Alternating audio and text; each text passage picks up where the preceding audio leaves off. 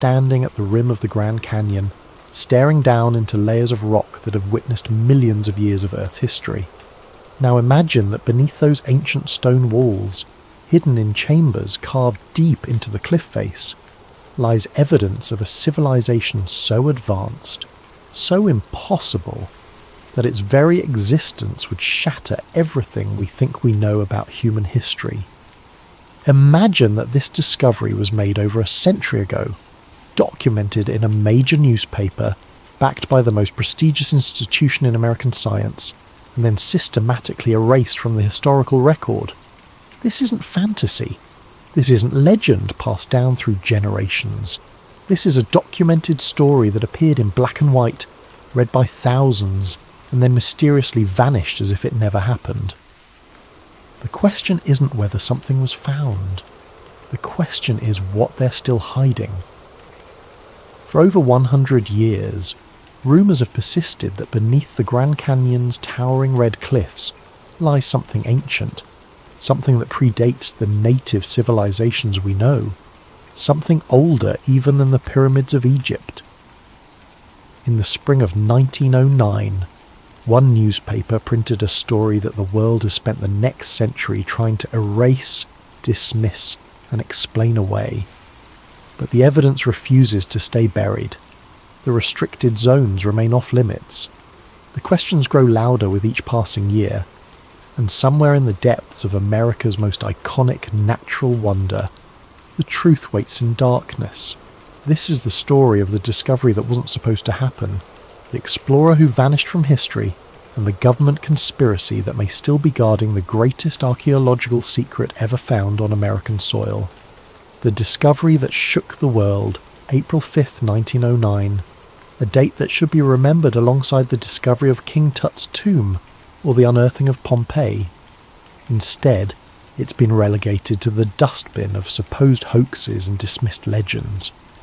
On that spring morning, the Arizona Gazette published a front-page story that would normally have sent shockwaves through the archaeological world.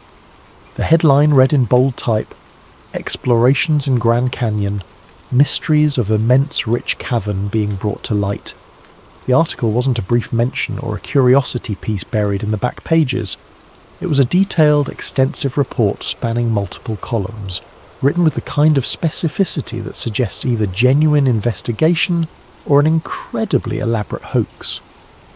The expedition was credited to a man named G.E. Kincaid, described as an experienced explorer and former officer in the United States Army.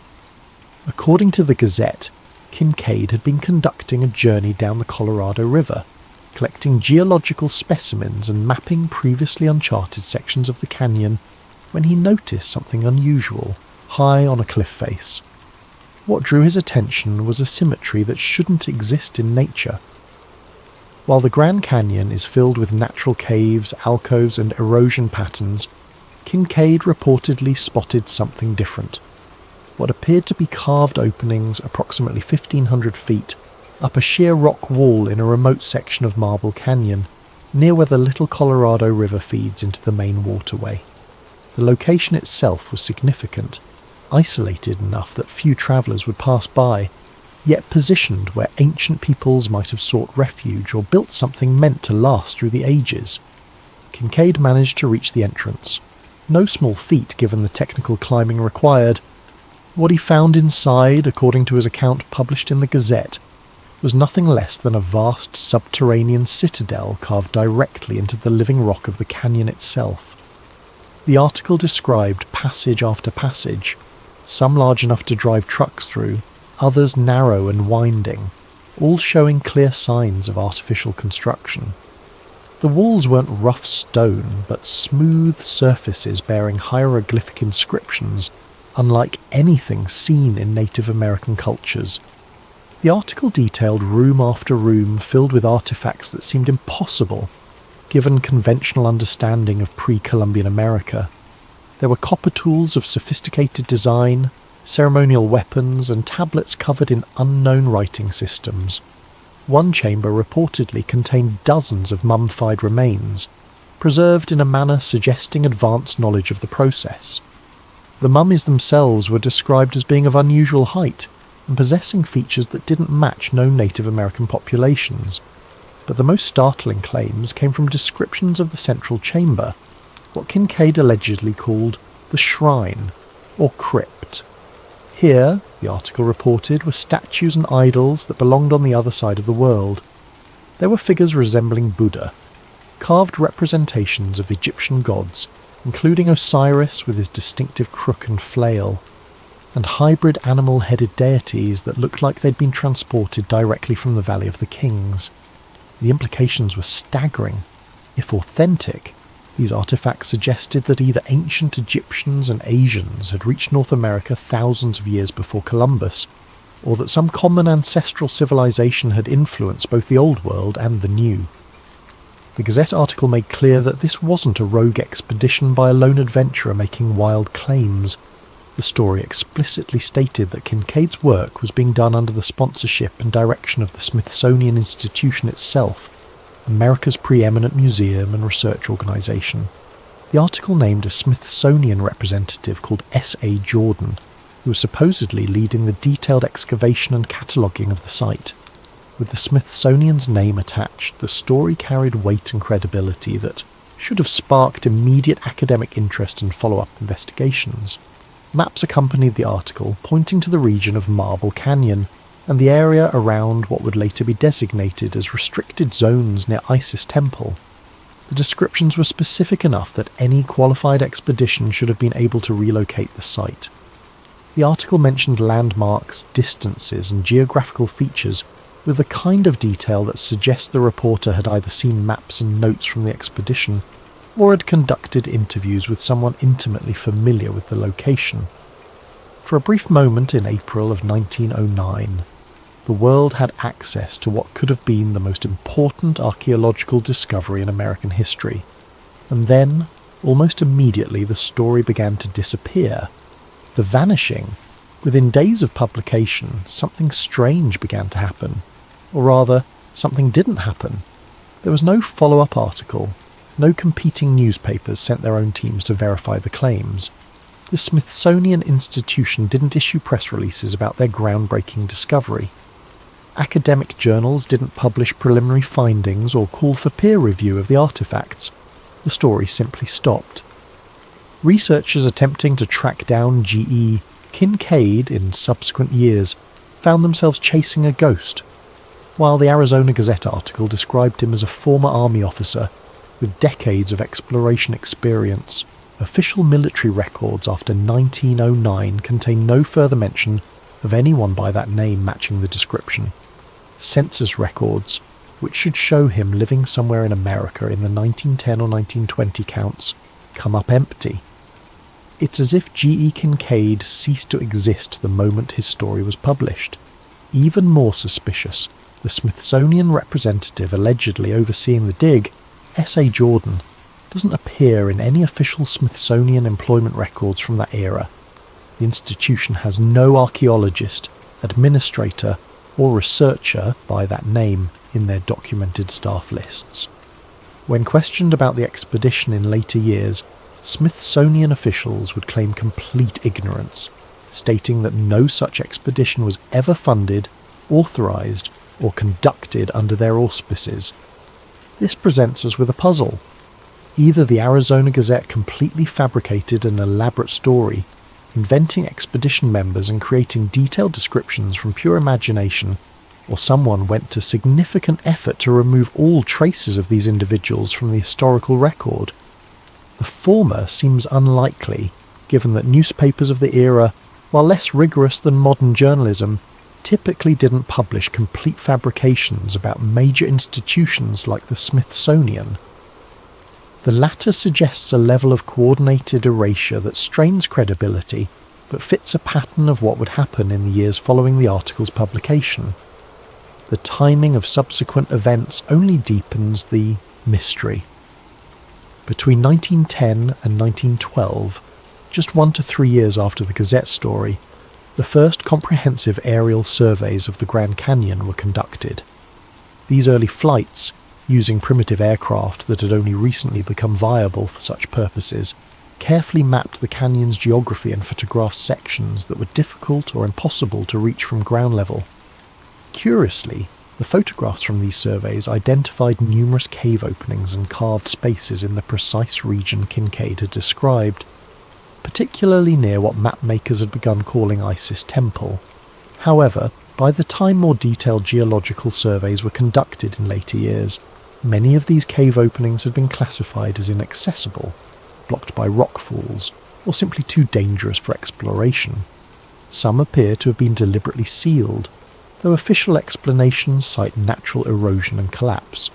The 1919 designation of the Grand Canyon as a national park transferred total control of the area to federal authorities, including the power to restrict access to sensitive regions for safety and conservation purposes.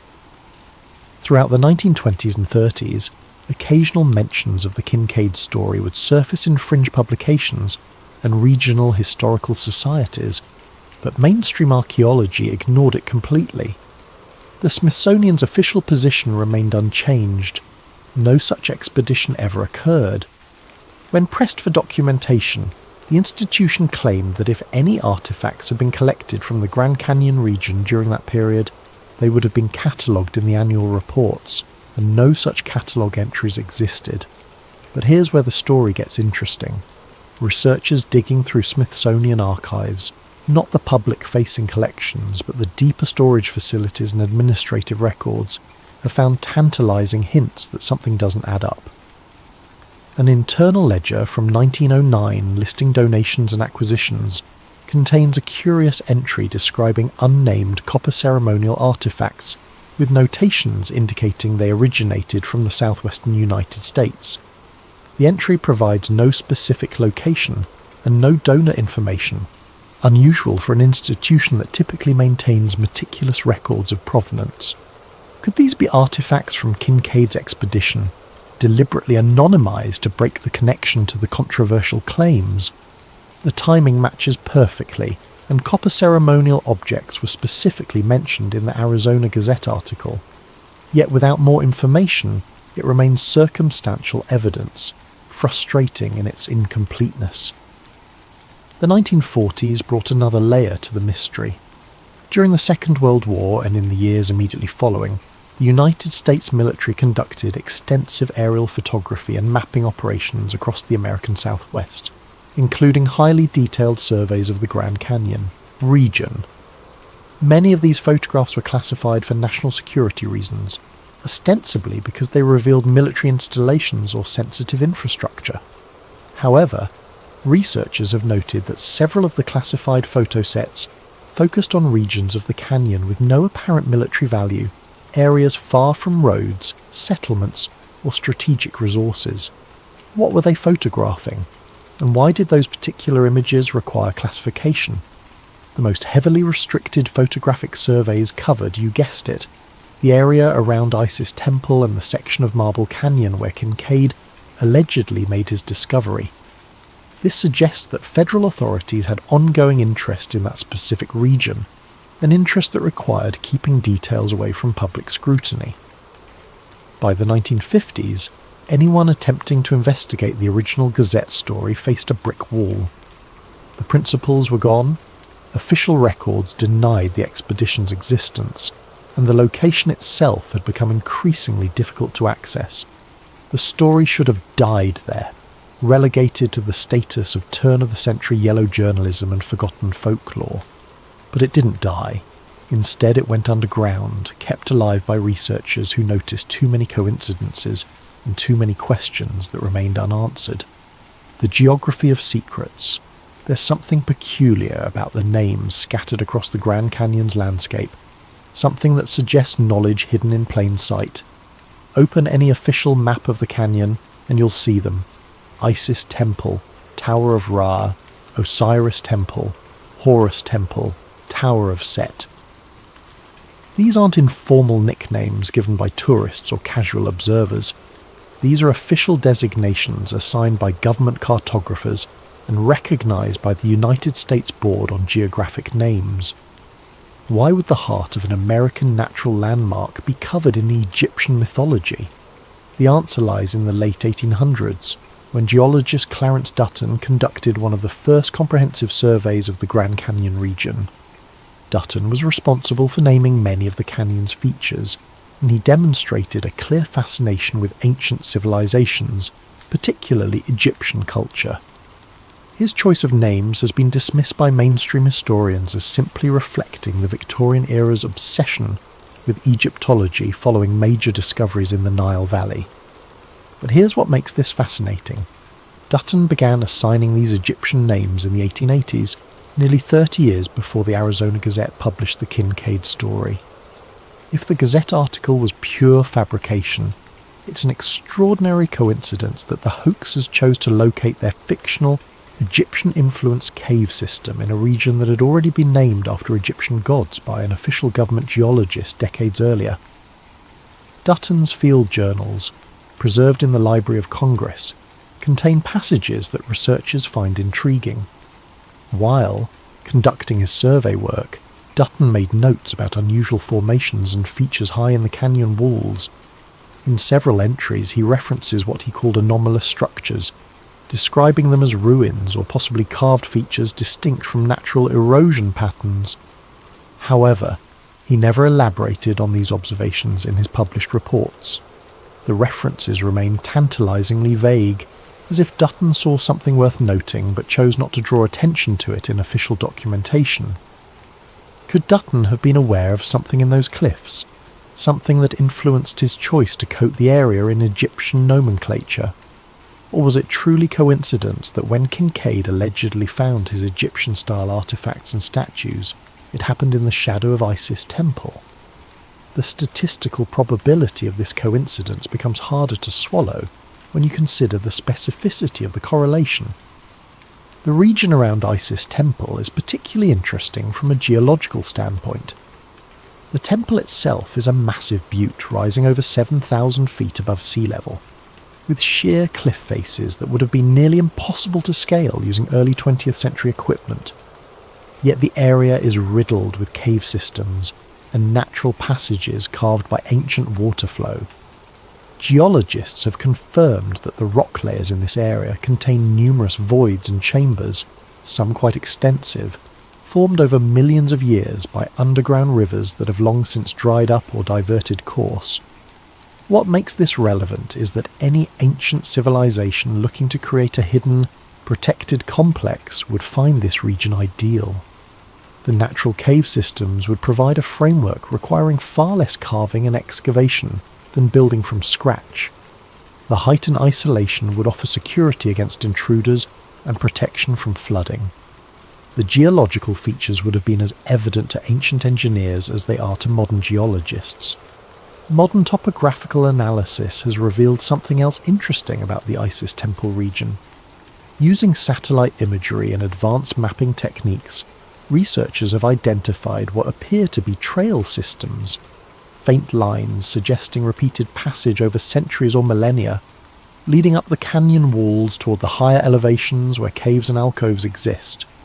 These trails don't match known Native American routes, and they terminate in areas that are now completely inaccessible without technical climbing equipment. The question becomes, who carved these trails, and what were they accessing? Natural erosion doesn't create pathways that snake consistently upward with the kind of gradual grade that would make climbing easier. These appear to be engineered routes, faded and weathered but still visible to trained observers studying the landscape. Additional Egyptian names pepper the surrounding area. Tower of Ra sits nearby, another imposing formation that dominates the landscape. Cheops Pyramid, named after the Great Pyramid of Giza's builder, rises in spectacular isolation. The concentration of these names in one sector of the canyon is remarkable. While other areas of the canyon have names drawn from various mythologies and cultural references, nowhere else is there such a dense clustering of Egyptian nomenclature. It's worth noting that the Smithsonian Institution itself published geological surveys of the Grand Canyon in the late 19th and early 20th centuries. These surveys documented the region's features, including notations about caves and alcoves. However, when researchers attempt to access the complete archives of these surveys, they find that certain sections are missing or have been restricted. Requests for access to these materials are typically denied, with vague references to preservation concerns or incomplete records. The Smithsonian question. The Smithsonian Institution occupies a unique position in American science and culture. Founded in 1846, it serves as both a museum system and a research organisation, often called the nation's attic for its vast collections spanning natural history, art and cultural artefacts. With such a prominent role, any suggestion that the Smithsonian has hidden or suppressed archaeological evidence naturally meets fierce resistance from the establishment. Yet the institution's history isn't without controversy. Throughout the 19th and early 20th centuries, the Smithsonian was deeply involved in the collection of Native American remains and artefacts, sometimes using methods that would be considered unethical by today's standards. The institution also operated during an era when racial theories influenced archaeological interpretation, leading to biases about which civilizations could have achieved certain levels of technological or cultural sophistication. When it comes to the Grand Canyon expedition, the Smithsonian's denial is absolute and unwavering. No such expedition was authorized. No funding was provided. No researchers named Kincaid or Jordan were employed during that period. The artifacts described in the Arizona Gazette article were never received, catalogued or stored in their facilities. Case closed, according to official statements. However, researchers who've attempted to verify this denial through Freedom of Information Act requests have encountered frustrating obstacles. FOIA requests filed starting in the early 2000s, seeking any documentation related to Grand Canyon expeditions, archaeological surveys in Arizona circa 1909, or anything mentioning G.E. Kincaid or S.A. Jordan, have consistently received the same response: no responsive documents located. This response is technically different from saying such documents never existed. It simply means that if they once existed, they cannot now be located within the institution's searchable records. It leaves open the possibility that documents were destroyed, misfiled, or deliberately removed from accessible archives. Researchers including David Childress and John Rux, who've written extensively about the Kincaid story, have pointed out that the Smithsonian's record-keeping in the early 20th century was far from perfect, with numerous documented cases of lost, misplaced, or inadequately catalogued materials. There's also the matter of institutional policy regarding controversial finds. A whistleblower claim that emerged in the late 20th century alleged the existence of something called Policy 509, described as cultural continuity assurance. According to this claim, which has never been independently verified, this internal policy gave Smithsonian administrators authority to suppress or dispose of artifacts that contradicted the established historical narrative of human migration and cultural development in the Americas. The rationale, supposedly, was to prevent public confusion and maintain coherent historical frameworks for education. In practice, if such a policy existed, it would have meant that any artifact suggesting pre-Columbian contact between Old World and New World civilizations could be quietly set aside, its existence minimized or denied. While no documentary evidence of Policy 509 has ever been produced, and the Smithsonian denies any such directive existed, the claim persists in research communities focused on alternative archaeology. What we do know is that the Smithsonian's collections are vast, containing tens of millions of artifacts, many of which have never been displayed or thoroughly studied. The institution's storage facilities, spread across multiple locations, contain materials that haven't been reviewed in decades. It would be theoretically possible for controversial artifacts to sit in storage, their significance unrecognised or deliberately overlooked, essentially hidden not through active conspiracy, but through bureaucratic inertia and the sheer overwhelming volume of collected materials. There's precedent for major institutions being wrong about archaeological controversies. For decades, the existence of Viking settlements in North America was dismissed as speculation and legend, with mainstream archaeology insisting that Columbus represented the first meaningful European contact. Then, in 1960, the Lanceau Meadows site in Newfoundland was excavated, providing undeniable proof of Norse settlement centuries before Columbus. The establishment had to revise its position, admitting that the legends had factual basis. Could the Grand Canyon story follow a similar pattern? Could there be genuine artifacts or documentation sitting in storage somewhere, waiting for the right researcher to rediscover them and force a re-examination of the official denial? The possibility can't be entirely dismissed, particularly given the pattern of institutional resistance to claims that challenge accepted historical timelines. Modern researchers have also noted that the Smithsonian's annual reports from 1907 through 1911 show significant gaps in documentation related to southwestern archaeological activities. While expeditions to other regions are thoroughly detailed, with lists of artifacts collected and personnel involved, the southwest section contains notably less information, despite this being a period of active exploration and collection in Arizona and New Mexico. Some researchers suggest this gap is intentional, a quiet zone in the records where controversial materials could be acknowledged in vague terms without drawing attention. Others argue it simply reflects the lower priority given to southwestern sites, compared to more prestigious digs occurring in Egypt, Mesopotamia and Central America during that period. Without access to internal correspondence and administrative records from that era, which the Smithsonian has not made fully available, determining which explanation is correct remains impossible. The restricted zones. Here's where the story moves from historical mystery into present-day reality. Pull up a current map of the Grand Canyon, specifically one showing access restrictions and permit requirements, and you'll notice something interesting. Large sections of the park, particularly in the area around Isis Temple and the Marble Canyon region, are designated as restricted zones where civilian access is prohibited or severely limited without special federal permits. The official explanation for these restrictions is straightforward: safety and environmental protection.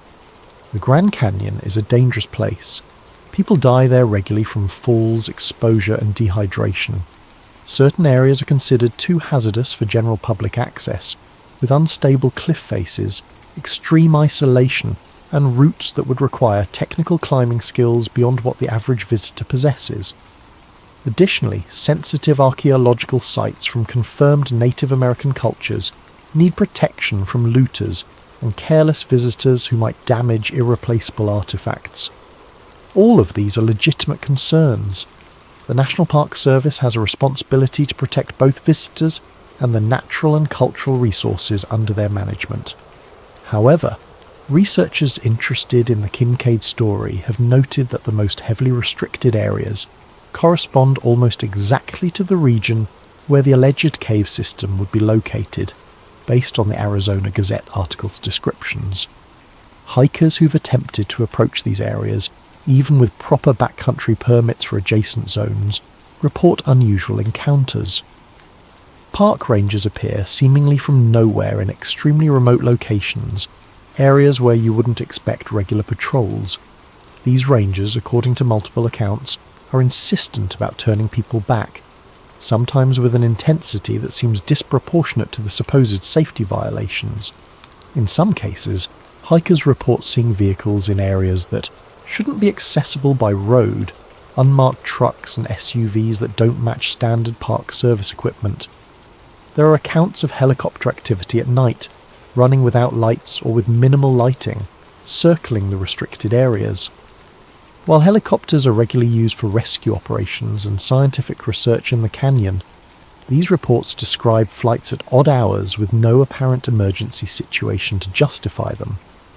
Perhaps most intriguingly, drone enthusiasts have discovered that certain areas of the Grand Canyon are designated as no-fly zones with unusual specificity.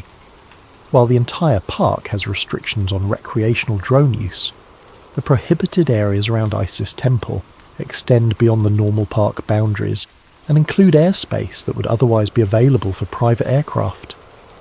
attempts to fly drones in these zones result in immediate loss of GPS signal or complete shutdown of the aircraft's systems, suggesting active electronic countermeasures are in place. When questioned about these restrictions, Park Service officials point to a combination of safety regulations, Native American sacred site protections under NAGPRA, and general environmental protection policies. These are all, again, reasonable explanations. Yet the level of enforcement and the technological measures in place seem excessive for areas that officially contain nothing more significant than sensitive ecosystems and ordinary archaeological sites. A researcher named John Rhodes filed a Bureau of Land Management inquiry in 2015, seeking information about underground mapping and geological surveys conducted in the restricted Grand Canyon regions. The BLM, which manages some adjacent federal lands, initially acknowledged the request but ultimately denied release of any responsive information, citing national security exemptions. National security exemptions for geological data about a national park seems unusual, unless there's something in that geological data that touches on defence or intelligence concerns. Google Earth imagery of the area adds another curious detail. While most of the Grand Canyon is available in high-resolution satellite imagery, allowing users to zoom in and see remarkable detail, sections around Isis Temple show notably lower resolution. Some images appear deliberately blurred or pixelated. This kind of intentional image degradation is typically seen around military bases, intelligence facilities, and other sensitive government installations. Why would it be applied to a remote section of national park land? Some researchers have obtained older satellite images from before these restrictions were implemented, comparing them to current available imagery. In a few cases, features visible in older photos, things that appear to be cave entrances or carved openings high on cliff faces, are no longer visible in recent imagery, either because they've been obscured in the images or because something has physically changed at the locations. Without access to the actual sites, determining what's happened is impossible. The pattern of restrictions raises questions. If the Kincaid story was purely fictitious, if there's nothing unusual in those cliffs, why implement such comprehensive access controls? Why employ electronic countermeasures against drones? Why classify geological survey data under national security provisions? The measures in place seem designed to prevent not just physical access, but even remote observation of the area. Local tour guides and long-time canyon residents tell stories, usually quietly and often off the record, about people who've gotten too curious about the restricted zones. There are tales of hikers who ventured into prohibited areas and were not just turned back but questioned extensively about what they'd seen and what they were looking for. Some report having their cameras and phones examined, with photos deleted if they showed features the rangers deemed sensitive. These are difficult stories to verify. Most people aren't willing to go on record about potential violations of park regulations or encounters with federal agents. The stories remain in the realm of anecdote and rumour, but the consistency of the accounts, spanning decades and coming from people with no apparent connection to each other, suggests there might be substance beneath the whispers. The subsurface mystery. In 2019, the University of Arizona, in collaboration with the United States Geological Survey, released results from a deep penetration LiDAR survey of the Grand Canyon region. LiDAR, which stands for light detection and ranging, uses laser pulses to create detailed three-dimensional maps of terrain and subsurface features. Advanced LiDAR can penetrate rock and soil to reveal voids, chambers, and structural anomalies that aren't visible on the surface. The survey, which covered large sections of the canyon including areas around Isis Temple, was primarily intended to study geological formation, water flow patterns, and erosion processes. The resulting data was made publicly available through scientific databases, a massive collection of measurements and mappings that would take teams of specialists years to fully analyse. Most people wouldn't know how to interpret the raw data even if they accessed it. However, independent researchers with geological and engineering backgrounds began examining the dataset, looking specifically at the subsurface scans from the Marble Canyon region. What they found was intriguing. The scans revealed numerous voids and chamber-like spaces beneath the surface, which is expected in a region formed by water erosion over millions of years. Natural caves and passages should show up as irregular spaces following the path of least resistance through the rock layers. What caught researchers' attention were several anomalies that didn't fit the pattern of natural formation.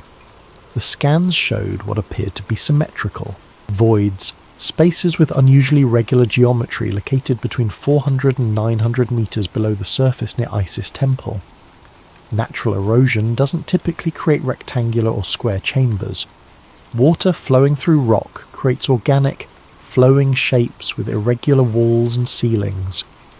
The anomalous spaces showed rectilinear characteristics, straight walls meeting at consistent angles, dimensions suggesting deliberate construction rather than random geological processes. The official USGS paper describing the survey results noted these features, classifying them as geological anomalies and suggesting they might represent unusual crystalline structures or rare mineral deposits that created more regular void spaces than typical erosion. Alternative researchers looked at the same data and saw something different. To them, the pattern suggested artificial construction, tunnel systems and chamber complexes carved or excavated beneath the canyon's visible surface. The depth of these features, hundreds of meters down, would place them far below any natural cave systems accessible from the cliff faces. If artificial, they would represent an extraordinary engineering achievement, requiring technology and effort on a massive scale. The debate over interpretation of the LIDAR data represents a microcosm of the larger controversy. Mainstream geologists insist that the features have natural explanations, that researchers are seeing patterns where none exist, falling victim to pareidolia, the human tendency to perceive meaningful patterns in random data. Alternative researchers counter that the mainstream position is defensive, unwilling to consider evidence that challenges established models of ancient American history. What makes the LIDAR data significant is that it's not subjective interpretation of ambiguous artifacts or reliance on a single newspaper article from over a century ago. It's modern, scientific measurement of physical reality. Something is creating those void spaces beneath the canyon. The question is whether they're natural formations that happen to look somewhat regular, or whether they represent something more significant. If we assume for a moment that the rectilinear voids are artificial, two possibilities emerge. First, they could be ancient, the remains of whatever civilization Kincaid allegedly discovered, a vast complex extending far deeper than the surface caves mentioned in the Arizona Gazette article. This would mean that the 1909 expedition, if it happened, only scratched the surface of something much larger, a true subterranean city carved into and beneath the canyon. The second possibility is more contemporary and perhaps more unsettling. What if the voids are modern, excavated by the federal government following the initial discovery? What if authorities found exactly what Kincaid described, recognised its significance, and then spent decades carefully excavating and studying the site while maintaining complete secrecy?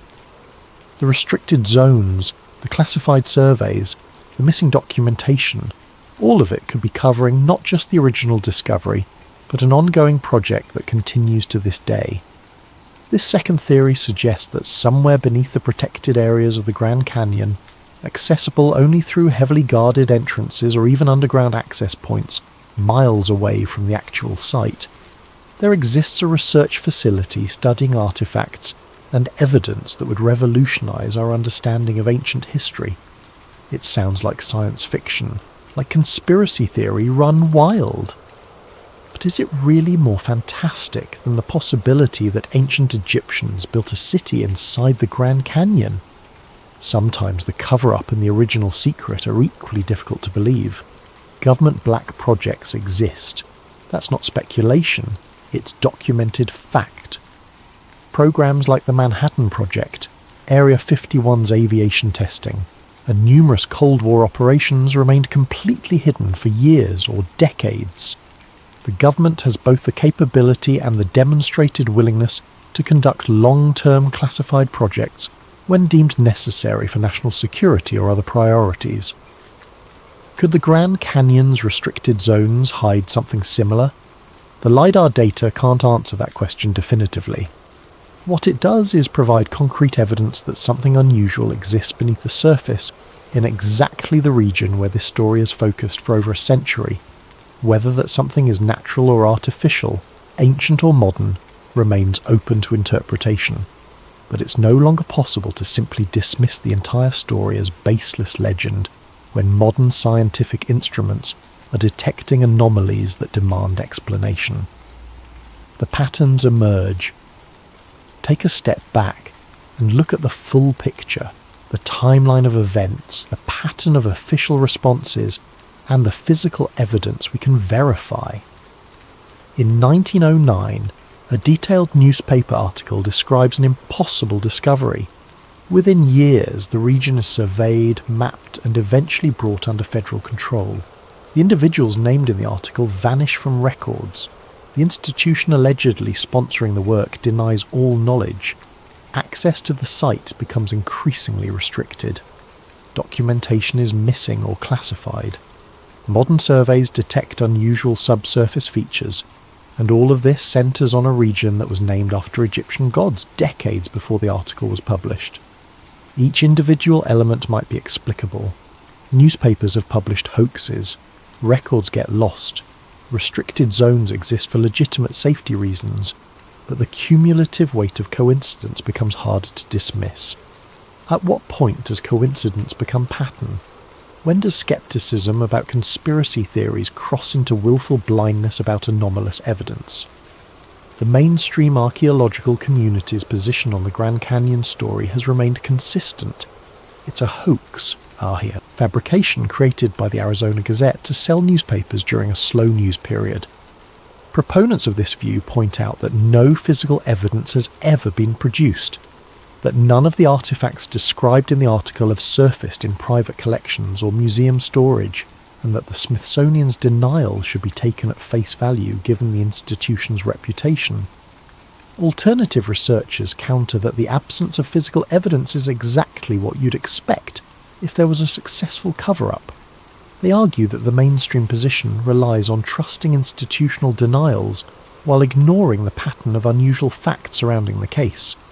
They point out that archaeological paradigms have been wrong before, that evidence once dismissed as impossible has later been validated, and that healthy scientific inquiry requires following evidence rather than defending established narratives. The debate has become somewhat polarised, with both sides entrenched in their positions, but perhaps the question shouldn't be framed as hoax versus conspiracy. Maybe there's a more nuanced truth that incorporates elements of both skepticism and openness to anomalous possibilities. Consider this scenario. Kincaid, or someone like him, did find caves in the Grand Canyon containing unusual artifacts. However, rather than the elaborate Egyptian Buddhist hybrid civilization described in the Arizona Gazette, the reality was more modest. Perhaps he found evidence of pre-Columbian contact, artifacts that suggested Pacific Islander or even Asian visitors had reached the southwest in ancient times. Such a discovery would still be historically significant, challenging the isolation narrative of ancient America without requiring the fantastical civilization described in the newspaper. The Smithsonian, recognizing the potential controversy and lacking conclusive proof, might have decided to quietly collect and study the materials without making bold public claims. The Arizona Gazette, getting wind of the expedition, could have embellished and sensationalized the reality, transforming an interesting but ambiguous find into an impossible lost civilization story. When the article proved controversial and unsupportable in its most extreme claims, the Smithsonian backed away completely, denying involvement rather than trying to sort fact from fiction publicly. Over time, the site itself might have been deemed sensitive, not because it contains world-shaking secrets, but because it represents an ongoing legitimate archaeological investigation that needs protection from looters and amateur interference. The restrictions grew more comprehensive as technology made remote access easier, with drones and satellite imagery requiring countermeasures to prevent site disturbance. This scenario makes fewer assumptions than either the hoax theory or the elaborate cover-up theory. It allows for human fallibility, institutional caution, journalistic sensationalism, and legitimate, scientific concerns all playing roles in creating the mystery we see today. It's less dramatic than ancient Egyptian astronauts or underground alien bases, but it might be closer to truth than the polar extremes of the debate. The unanswered questions, regardless of which interpretation one favours, certain questions remain unanswered and perhaps unanswerable without access to classified documentation or restricted areas. Why has no definitive evidence ever emerged one way or the other? In an age where information leaks are common, where whistleblowers regularly expose government secrets, why hasn't anyone with direct knowledge of what's really in those caves come forward with documentation, photographs, or artifacts? If it's all natural and innocent, why not simply allow independent researchers to visit and verify there's nothing unusual? If it's a cover-up, the number of people who would need to maintain silence over more than a century seems impossibly large. The silence itself is perhaps the most frustrating aspect of the entire story. We have a detailed account from 1909 that describes specific locations and artifacts. We have over a century of rumour, speculation, and amateur investigation. We have modern technology capable of imaging beneath solid rock. Yet, we don't have resolution.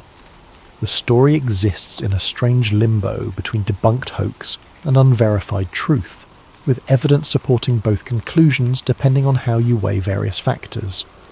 What's clear is that the region around Isis Temple holds significance beyond normal geological interest. The concentration of restrictions, the classified surveys, and the pattern of official responses indicate that federal authorities consider this area special in some way. Whether that special status derives from archaeological sensitivity, environmental fragility, or something more profound remains obscured by layers of bureaucracy and security classifications. The Native American communities who've inhabited the Grand Canyon region for thousands of years have their own stories about the deep places, about caverns that go down to other worlds, and chambers where the ancient ones left their marks. These oral traditions are often dismissed as mythology by Western archaeology, but they represent continuous cultural knowledge passed through generations. Some of these stories speak of places in the canyon that must not be disturbed, locations where the boundary between worlds grows thin. Could these traditional stories be describing the same locations that Kincaid allegedly found? Could native knowledge have preserved memory of sites that mainstream archaeology refuses to acknowledge? The relationship between indigenous oral tradition and Western scientific evidence is complex and often fraught with misunderstanding on both sides. But perhaps in this case, the traditional knowledge offers context that the archaeological debate lacks. The legacy of doubt. The Grand Canyon story has become a touchstone in alternative archaeology and conspiracy theory culture. It's referenced in books, documentaries, and internet forums as potential evidence for ancient astronauts, lost civilizations, and government cover-ups. This association with fringe theories has made serious investigation of the topic difficult. Academics who might otherwise be interested in examining the evidence risk professional reputation by engaging with a subject that's been so thoroughly claimed by the conspiracy theory community. This is unfortunate because regardless of the truth of the specific claims, the story raises legitimate questions about how we approach historical anomalies, how institutions handle controversial finds, and what happens when evidence doesn't fit established paradigms. These are important questions for archaeology, historiography, and philosophy of science.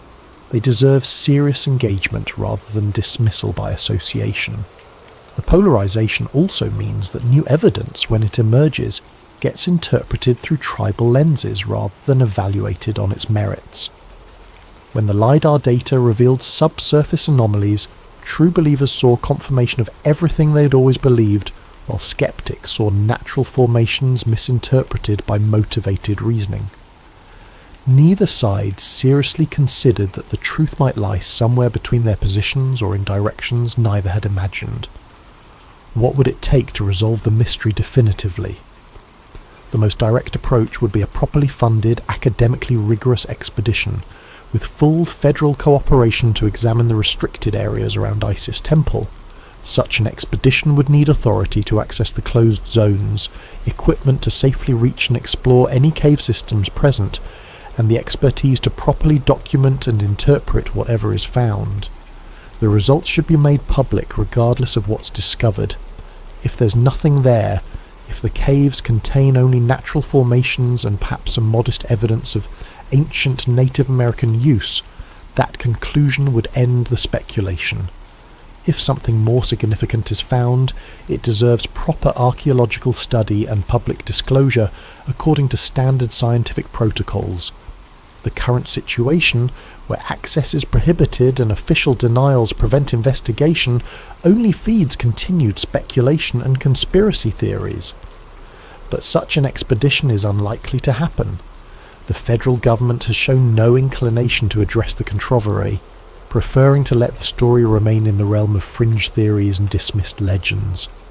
The academic establishment has little incentive to push for investigation of what they consider a debunked hoax.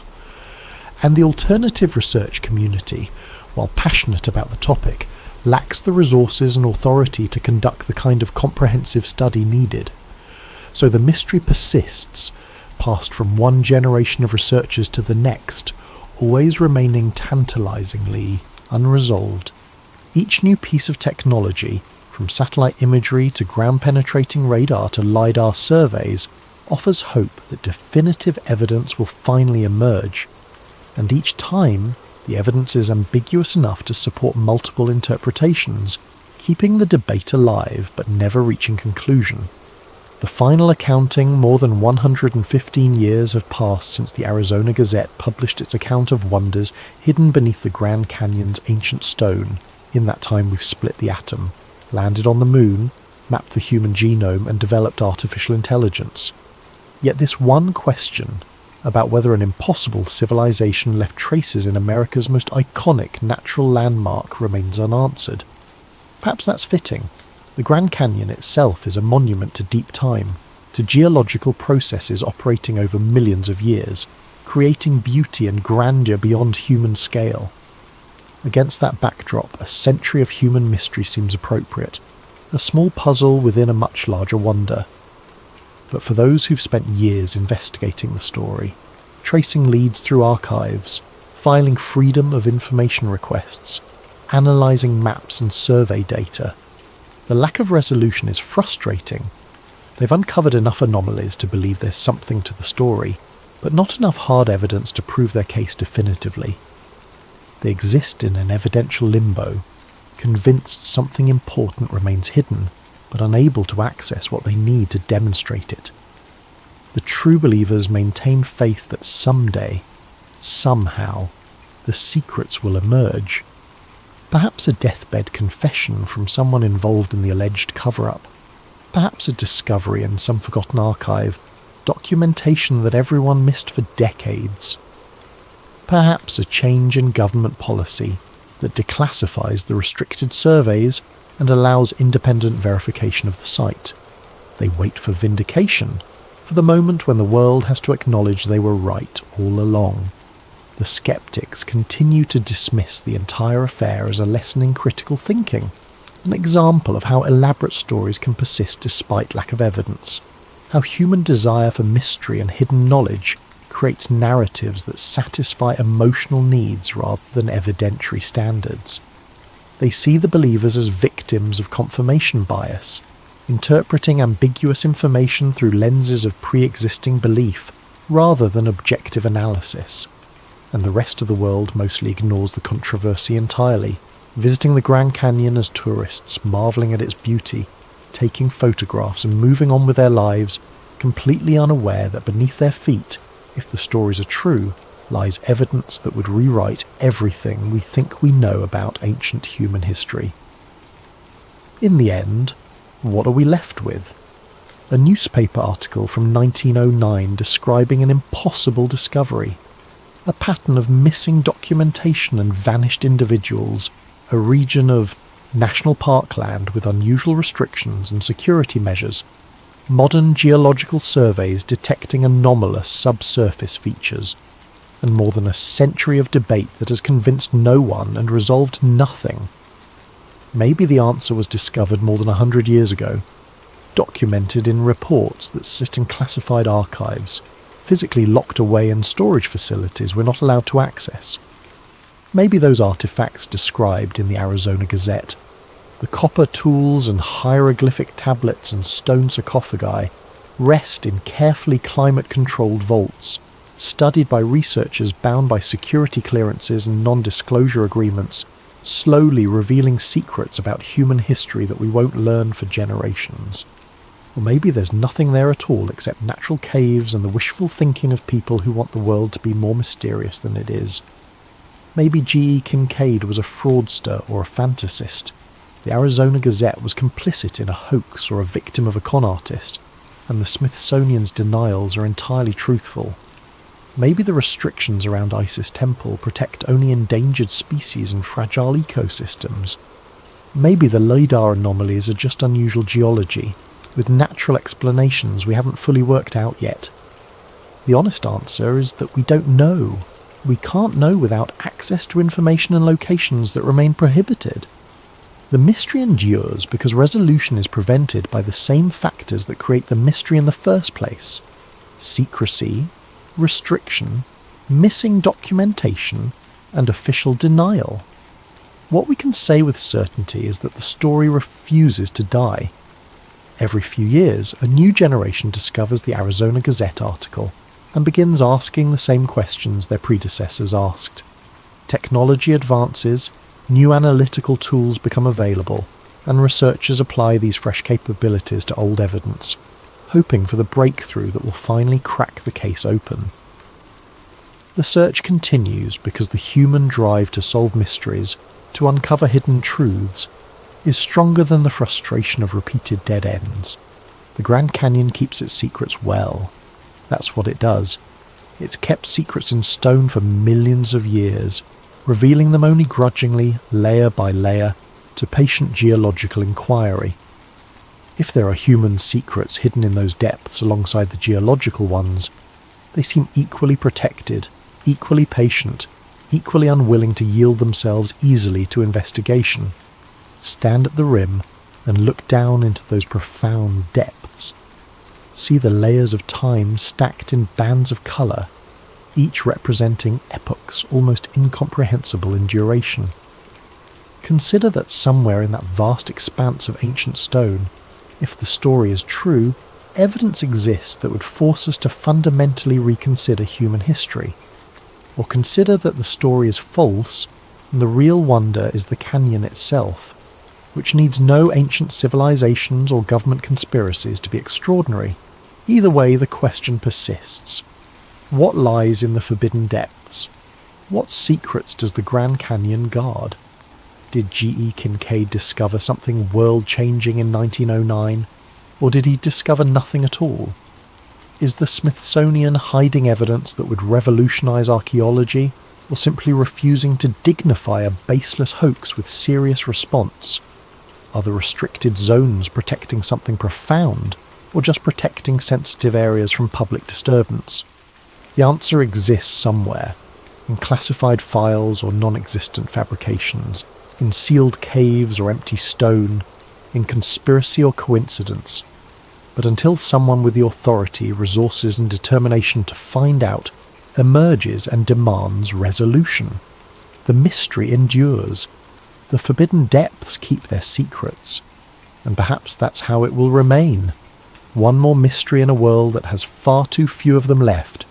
One more question without an answer, in an age that assumes all questions can be answered with sufficient research and technology.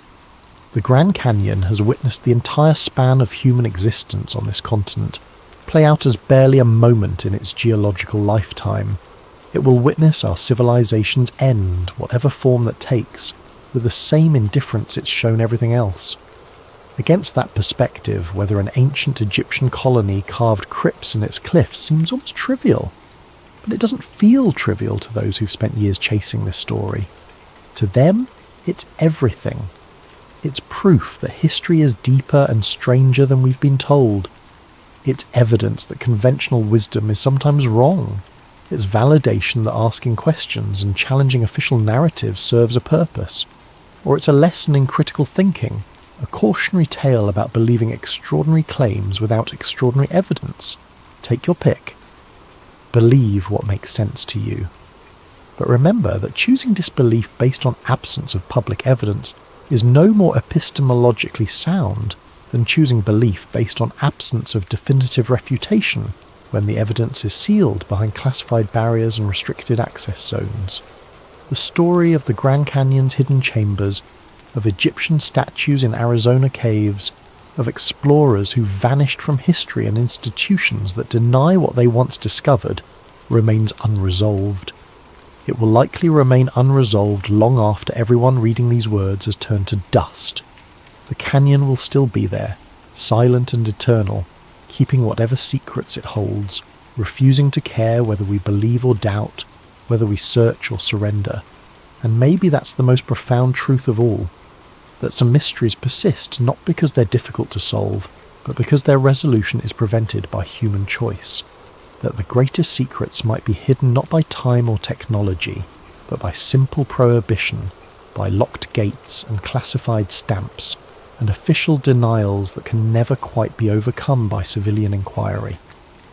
The forbidden depths remain forbidden.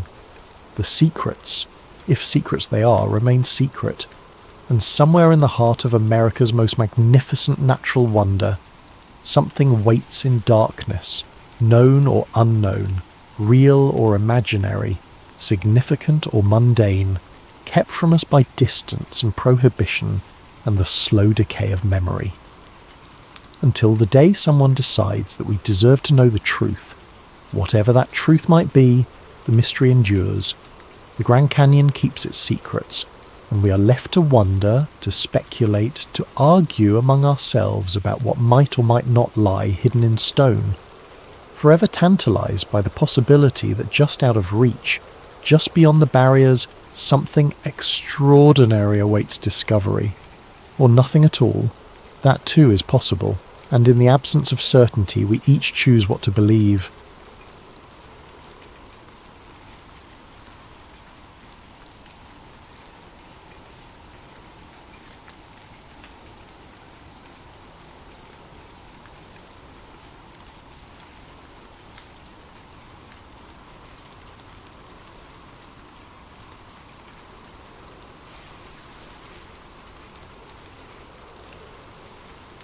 Have you ever wondered why ancient monuments across the globe seem to align with mathematical precision? Why your GPS glitches in certain locations? Or why governments classify research about electromagnetic anomalies? Tonight's story might make you question every map you've ever trusted. Before we begin this journey into the hidden grid beneath our feet, I want to thank M10rapin for suggesting this topic. Your video ideas fuel these late-night tales, so please leave your suggestions in the comments below. And if you're ready to uncover the mysteries that keep you awake at night, make sure to like and subscribe to Sleep Theories. Now, dim your lights, settle in, and prepare to discover the truth about the lines that connect our world. My name is Alex Morrison, and I used to believe maps told the truth. As a GIS analyst, that's Geographic Information Systems for those who don't spend their days staring at satellite data and topographical overlays, I thought I understood how the world was organised. Cities here, mountains there, rivers cutting through valleys in predictable patterns carved by millions of years of erosion. Everything had a logical explanation. Everything could be mapped, measured and catalogued. That was before I found the pattern. It started innocently enough. Tuesday morning, October 15th, 8:47 a.m. I was hunched over my dual monitors in a cramped office in Brussels, working for Steinberg Construction Consortium. They'd hired me to evaluate potential sites for a new high-speed rail corridor that would connect Prague to Paris, part of the EU's Green Transportation Initiative. Routine work, overlay environmental data, check for protected sites, identify geological challenges. I'd done it 100 times before. But this time, something was different. I was cross-referencing archaeological databases with our proposed route when I noticed it. A series of Neolithic monuments, stone circles, burial mounds, ancient wells, formed an almost perfect line across the landscape. Not just a few sites clustered together, but dozens of them, stretching for hundreds of miles. The proposed railway cut directly across this invisible corridor. At first, I laughed it off. Pattern recognition gone wild, I told myself. The human brain loves to find connections when none exist. But then I pulled up the magnetic anomaly data from the European Space Agency's swarm satellites. The coffee mug slipped from my hand, shattering on the floor. The magnetic variations followed the exact same line. Every single monument sat on a point of electromagnetic disturbance. The precision was impossible. We're talking about structures built 5,000 years apart by cultures that supposedly never interacted, aligned to within meters of a magnetic corridor that modern science had only just detected. I should have deleted the file, should have marked the route as approved and moved on with my life. Instead, I zoomed out. The line didn't stop at the edge of my survey area. It continued east through Romania, Turkey, Iran, west through England, across the Atlantic. I pulled up global archaeological databases, my fingers trembling as I plotted point after point. Stonehenge, Avebury, the Externstein, the Oracle at Delphi. Each site fell perfectly along extended trajectories of the same geometric pattern. My phone buzzed. A text from my supervisor. "Morrison, railway assessment due by noon. Stop whatever rabbit hole you're going down." But I couldn't stop. I'd found something that shouldn't exist. A planetary grid mapped by ancient peoples who supposedly thought the Earth was flat, following electromagnetic patterns we'd only discovered in the last century. Either I was losing my mind or I'd stumbled onto the greatest archaeological discovery of the millennium. I chose to believe the latter. That was my first mistake. 3 weeks later, I stood in a frost-covered field 40 kilometres outside Prague, watching my equipment fail in ways that defied every principle of engineering I knew. After discovering the alignment, I'd convinced Steinberg to let me conduct field surveys along the proposed route. Geological stability assessment, I'd called it.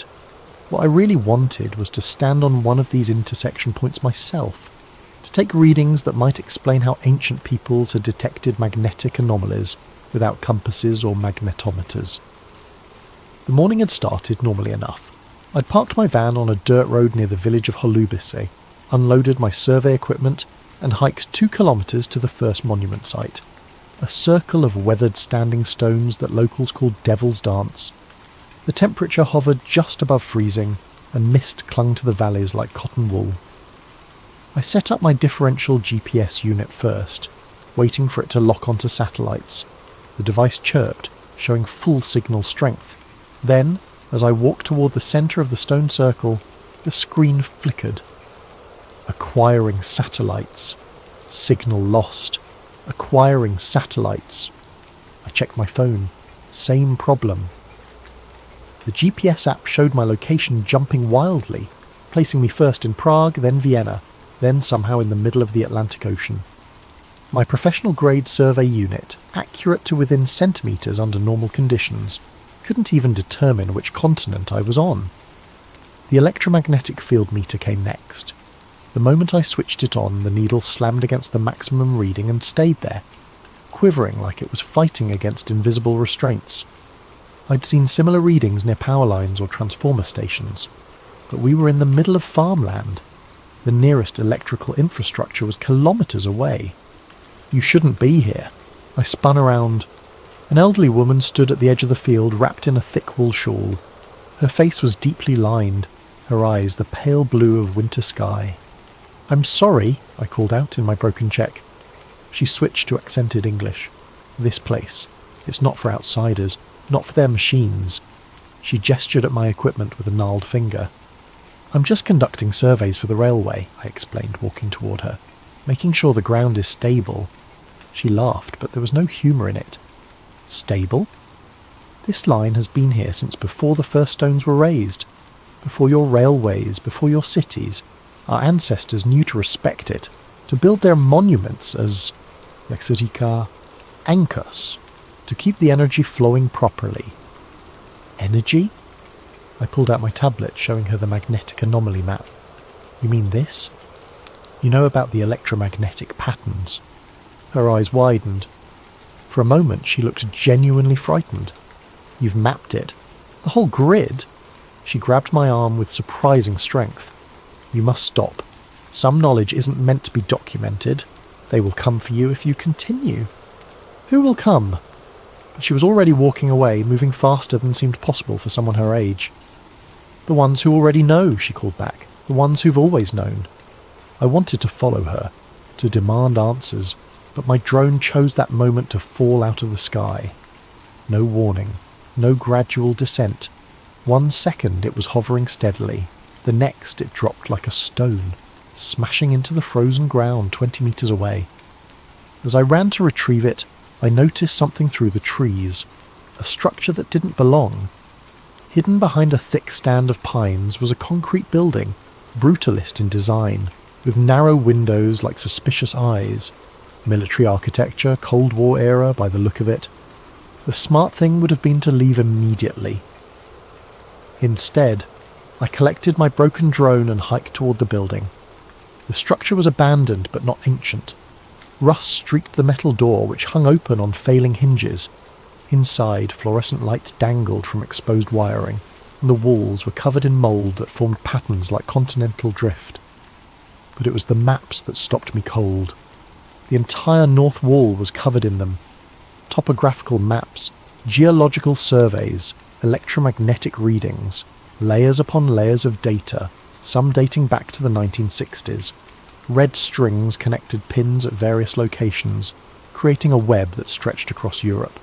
And running through it all, marked in thick black ink, was the same line I'd found, the same impossible alignment. In the corner, barely legible, someone had written, Earth Grid Project, classified, destroy after review. I pulled out my phone to photograph everything, but the camera wouldn't focus. Every image came out distorted, as if the very air in the room was bending light. I tried sketching what I saw instead, my hands shaking from more than cold. A metal filing cabinet in the corner had been forced open, its contents mostly removed or destroyed. But wedged behind the bottom drawer I found a single folder. Water damage had made most of it illegible, but I could make out fragments. Electromagnetic conductivity peaks at intersection points. Ancient structures appear to function as regulatory nodes. Catastrophic potential if grid destabilizes. Project terminated by Joint Commission directive. The last page was a photograph, grainy but unmistakable. It showed a massive antenna array in what looked like Alaska, the same distinctive design I'd seen in conspiracy documentaries about HAARP. But this photo was dated 1971, decades before HAARP officially existed. A sound outside made me freeze, the crunch of footsteps on frost. Multiple sets, moving with military precision. I shoved the folder inside my jacket and slipped out the back window, dropping into a thorny hedge that tore at my clothes. Through the trees, I could see dark vehicles pulling up to the building, men in unmarked uniforms spreading out to surround it. I ran, not toward my van, they'd certainly have someone watching it, but deeper into the forest, following a deer trail that wound toward the next village. Behind me I heard shouting in a language I didn't recognise. Not Czech, not German, something else. It took me 4 hours to circle back to my vehicle, approaching from the opposite direction through farmland. The van was untouched, but I knew they'd let me go. Let me run. They wanted to see what I'd do next, who I'd contact. As I drove away, hand steady on the wheel despite the adrenaline coursing through my veins, I realised the old woman had been right. Some knowledge wasn't meant to be documented, but it was too late now. I'd seen the grid, seen evidence that governments knew about it, had studied it, had classified it, and I was going to find out why. My apartment in Brussels became a command centre for obsession.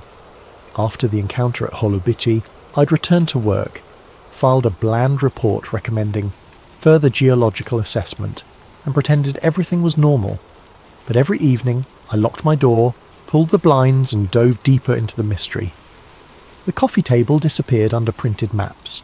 The walls became a spider web of string and pins connecting sites across continents. I'd stopped sleeping more than 3 hours a night, surviving on espresso and the electric thrill of discovery. The pattern was everywhere once you knew how to look.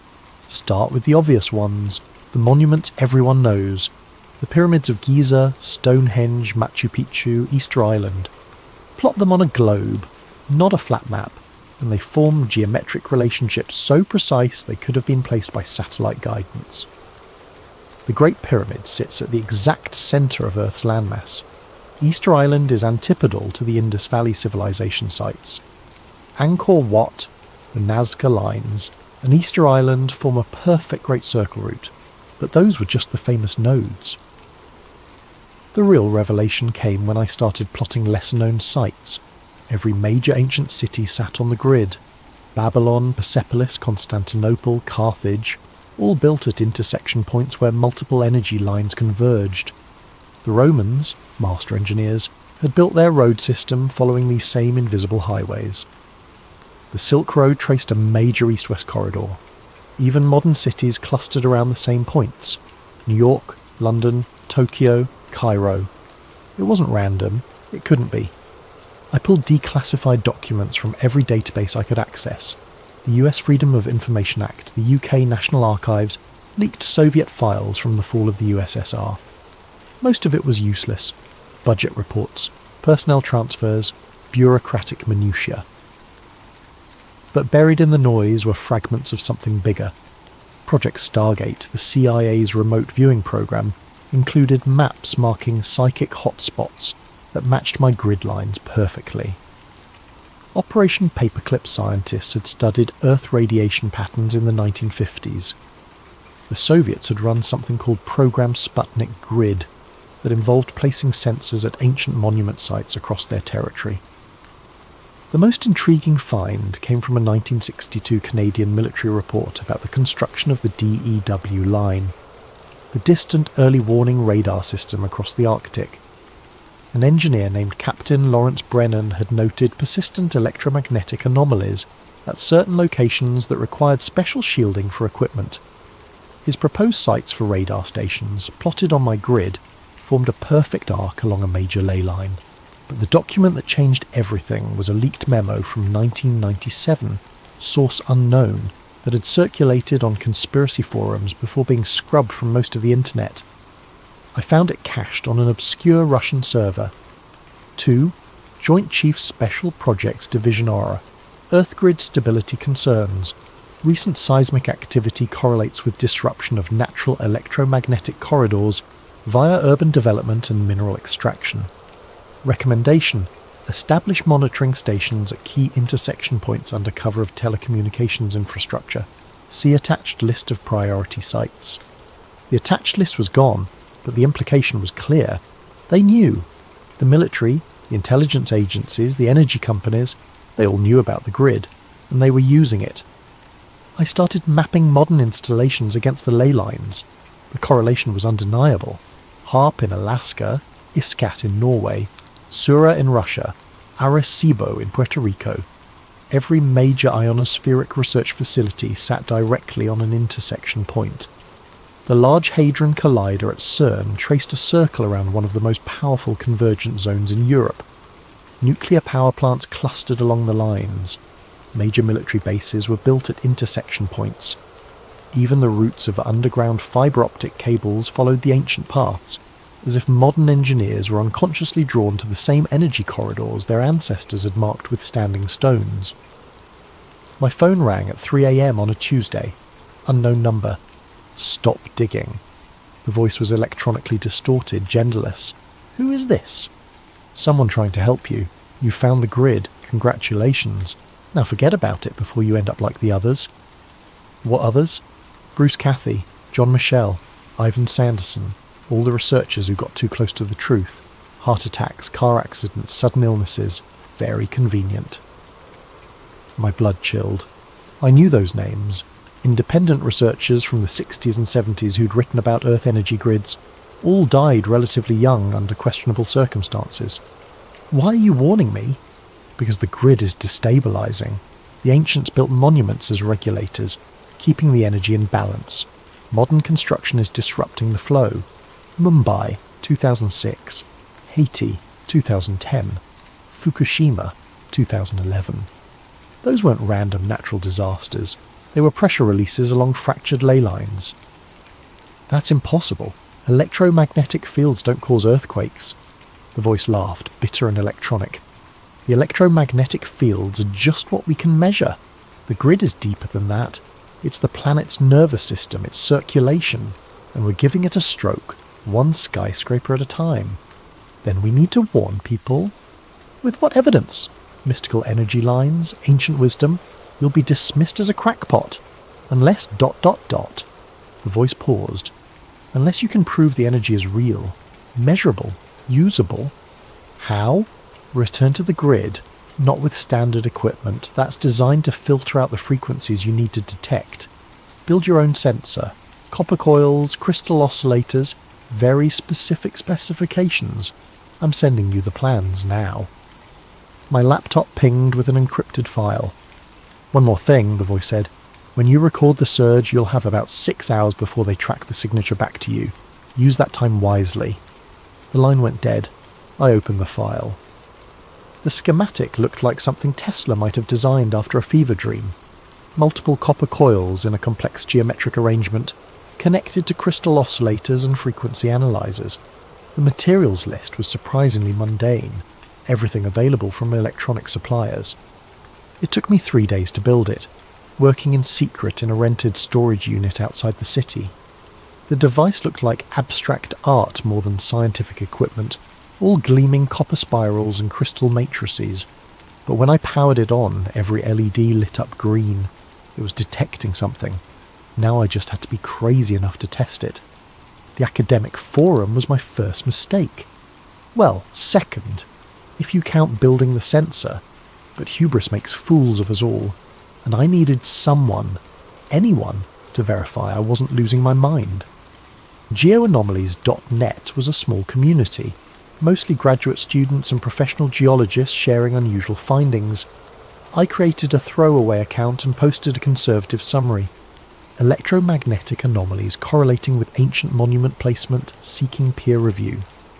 I attached 3 images, my overlay map of European sites, a graph showing magnetic field fluctuations, and 1 photo from the abandoned military outpost with the classified stamps carefully cropped out. Within an hour, I had 2 responses. A geology professor from Munich confirmed similar observations near Bronze Age sites. A student from Oxford posted links to academic papers about telluric currents, natural electrical currents that flow through the Earth's crust. Then, 90 minutes after posting, my thread vanished. Not deleted with a removed by moderator message. Gone, like it had never existed. The cached version on Google disappeared. The other users who'd responded found their comments erased from their own post histories. My laptop screen flickered. The chat window opened without my input. Admin. Your recent activity has been flagged for review. Me. What activity? Who is this? Admin. Consider this a courtesy warning. Cease your current research immediately. Me. Or what? Admin. Or we stop being courteous. The chat window closed itself. When I tried to screenshot the conversation, my laptop blue-screened. It took 20 minutes to restart, and when it did, my hard drive had been wiped. Not formatted, wiped. Every sector overwritten with random data multiple times. A technique that made recovery impossible. Thank God for cloud backups, I thought, logging into my secure server. Empty. 3 years of research, gone. Even my email accounts had been purged. I still had physical copies of the most important findings, hidden in a safety deposit box across town. But the message was clear. They could reach me anywhere, any time. The next morning I arrived at work to find my keycard deactivated. Security escorted me to a conference room where my supervisor, Mr. Steinberg himself, sat with 2 people I'd never seen before.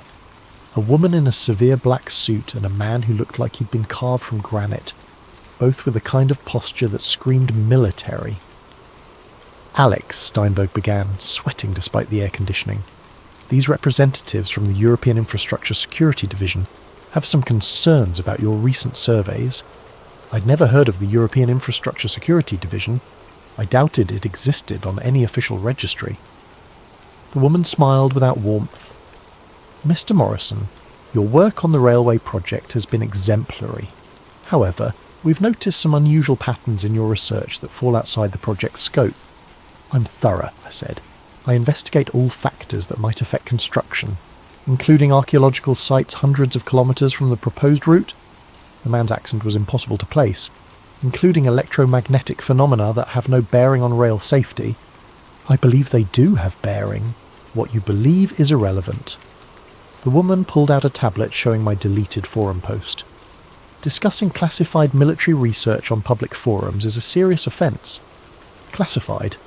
I found those maps in an abandoned... Mr. Morrison... Her voice could have frozen helium. You're being terminated from this project, effective immediately. Your severance package is generous, contingent on signing this NDA. She slid a document across the table. You'll cease all research related to electromagnetic anomalies, ancient monuments, or what you call ley lines. Any violation will result in prosecution under the European Security Act. I looked at Steinberg. He wouldn't meet my eyes. And if I refuse? The man leaned forward. Your visa expires in 6 weeks. Your bank accounts are already frozen pending investigation of potential fraud. Your academic credentials are under review. Would you like me to continue? The threat was clear. Sign and walk away with something or lose everything and possibly face imprisonment. I signed. They confiscated my company laptop, my access badges, even my parking pass. The woman handed me a business card with no name, just a phone number. If you remember any details you'd like to share about your research, call this number. We reward cooperation. I was escorted out of the building like a criminal, my colleagues staring as security watched me pack my desk. The personal items fit in a single cardboard box. A coffee mug, some photos, a stress ball shaped like Earth. They even checked those before letting me leave. On the tram ride home, I noticed the man 3 seats back. Grey coat, newspaper held too high, wearing sunglasses despite the overcast sky. When I got off 2 stops early, he followed. When I ducked into a cafe, he positioned himself across the street. They were watching me. Fine, let them watch. That night I made a decision. If they wanted to threaten me, surveil me, erase my work, they'd already shown their hand. Whatever was hidden in the Earth's electromagnetic grid was important enough to destroy careers over, which meant it was important enough to risk everything to expose. I had one advantage. The sensor I'd built was hidden in the storage unit, registered under a false name paid in cash. They didn't know about it yet. The anonymous contact had said I'd have 6 hours after recording the surge before they tracked it.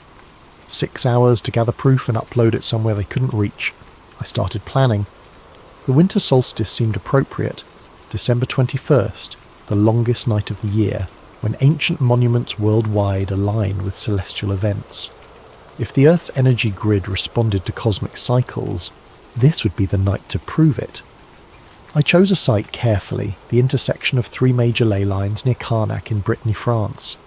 The famous stone rows there were just the visible part of a massive Neolithic complex, most of it on private land away from tourist routes. I'd identified a specific confluence point in a forest grove, marked by a small standing stone unknown to archaeology. The 2-week preparation was meticulous. I withdrew cash gradually, never more than €200 at a time, bought a used van with fake registration, gathered camping equipment, emergency supplies, and most importantly a satellite internet transmitter that could upload directly to multiple servers simultaneously. They were still watching me in Brussels, but their surveillance had grown lazy. Same operative, same patterns. On December 19th, I led him on a boring tour of grocery stores and laundromats, then slipped out the back of a cinema showing a 3-hour film. By the time he realised I was gone, I was already crossing into France on secondary roads. The grove near Carnac was exactly as satellite images had shown, a circle of ancient oaks surrounding a moss-covered menhir about 2 metres tall. The stone was carved with spiral patterns worn nearly smooth by millennia of weather. When I placed my hand on it, I felt a subtle vibration, like standing near a massive subwoofer playing below human hearing. I set up the sensor array according to the anonymous blueprints. Copper coils arranged in a complex mandala, crystal oscillators at specific angles, the whole apparatus connected to recording equipment and the satellite uplink. If this worked, data would stream to servers in 12 countries simultaneously. As sunset approached, my conventional instrument started showing anomalies. The magnetometer detected fluctuations in a rhythmic pattern, almost like a heartbeat. The frequency analyzer picked up ultra-low sounds below 7 Hz, the range that some researchers claim can induce altered states of consciousness. Then the sun touched the horizon, and everything changed. The copper coils began resonating, producing a tone that I felt more than heard. The crystals started glowing with a faint blue luminescence, not reflected light, but actual emission. The recording equipment went haywire, needles dancing across their maximum ranges. At the moment of sunset, 5:47 p.m. local time, the surge hit. The ground beneath me vibrated like a struck bell. The standing stone lit up with phosphorescent patterns, spirals of light racing across its surface following the ancient carvings. The air itself seemed to thicken, taking on a golden quality that made everything appear to be underwater. My body felt weightless, not floating, but as if gravity had simply forgotten about me. I watched my hand rise without conscious thought, fingers spreading to touch the charged air. Electricity danced between my fingertips, not painful, but ecstatic, like every nerve was firing with pure information. The sensor array was screaming data into the satellite feed, electromagnetic readings off the scale, gravitational anomalies that shouldn't exist, temperature fluctuations that defied thermodynamics, all of it streaming live to servers worldwide, impossible to suppress or delete simultaneously. Through the golden haze I saw them, spheres of light moving through the forest. Not aircraft, not drones, perfect orbs of luminescence following the ley line like trains on invisible tracks. They moved silently, purposefully, some the size of basketballs, others as large as cars. One passed directly over me, and for a moment I felt connected to something vast, a network of energy that wrapped the planet like neural pathways. The revelation hit me all at once. The ley lines weren't just electromagnetic corridors, they were conscious. Not alive exactly, but aware. The Earth itself was a single vast organism, and these lines were its sensory network, its method of experiencing and responding to everything on its surface. The ancient builders hadn't just discovered the grid, they'd communicated with it. Their monuments were interface points, allowing human consciousness to merge temporarily with planetary awareness. That's why sacred sites induced religious experiences. That's why people felt transformed at these locations. And now, modern civilization was damaging this network. Every skyscraper driven deep into the earth, every mine boring through the corridors, every electromagnetic broadcast interfering with the natural frequencies, we were giving the planet the equivalent of nerve damage. The surge peaked at 6:13 p.m, lasting exactly 26 minutes. Then, as suddenly as it began, everything stopped. The lights vanished. The stone went dark.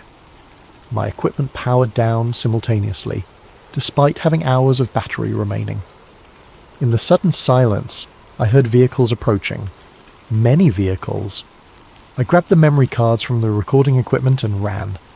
Behind me, floodlights blazed to life, turning the grove into harsh daylight. Voices shouted in multiple languages. A helicopter thundered overhead, its searchlights sweeping through the trees. But I'd prepared for this. My real van was hidden 2 kilometers away. The one by the grove was a decoy, purchased for this specific purpose. While they surrounded it, I was already driving down back roads toward a safe house I'd arranged weeks earlier.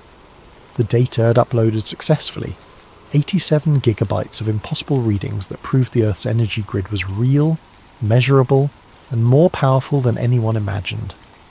Within hours, it would be mirrored on servers worldwide, impossible to suppress completely. But as I drove through the darkness, one thought haunted me. If the grid was conscious, if the Earth itself was aware, what did it think of what we were doing to it? And more terrifyingly, how long before it decided to stop tolerating us?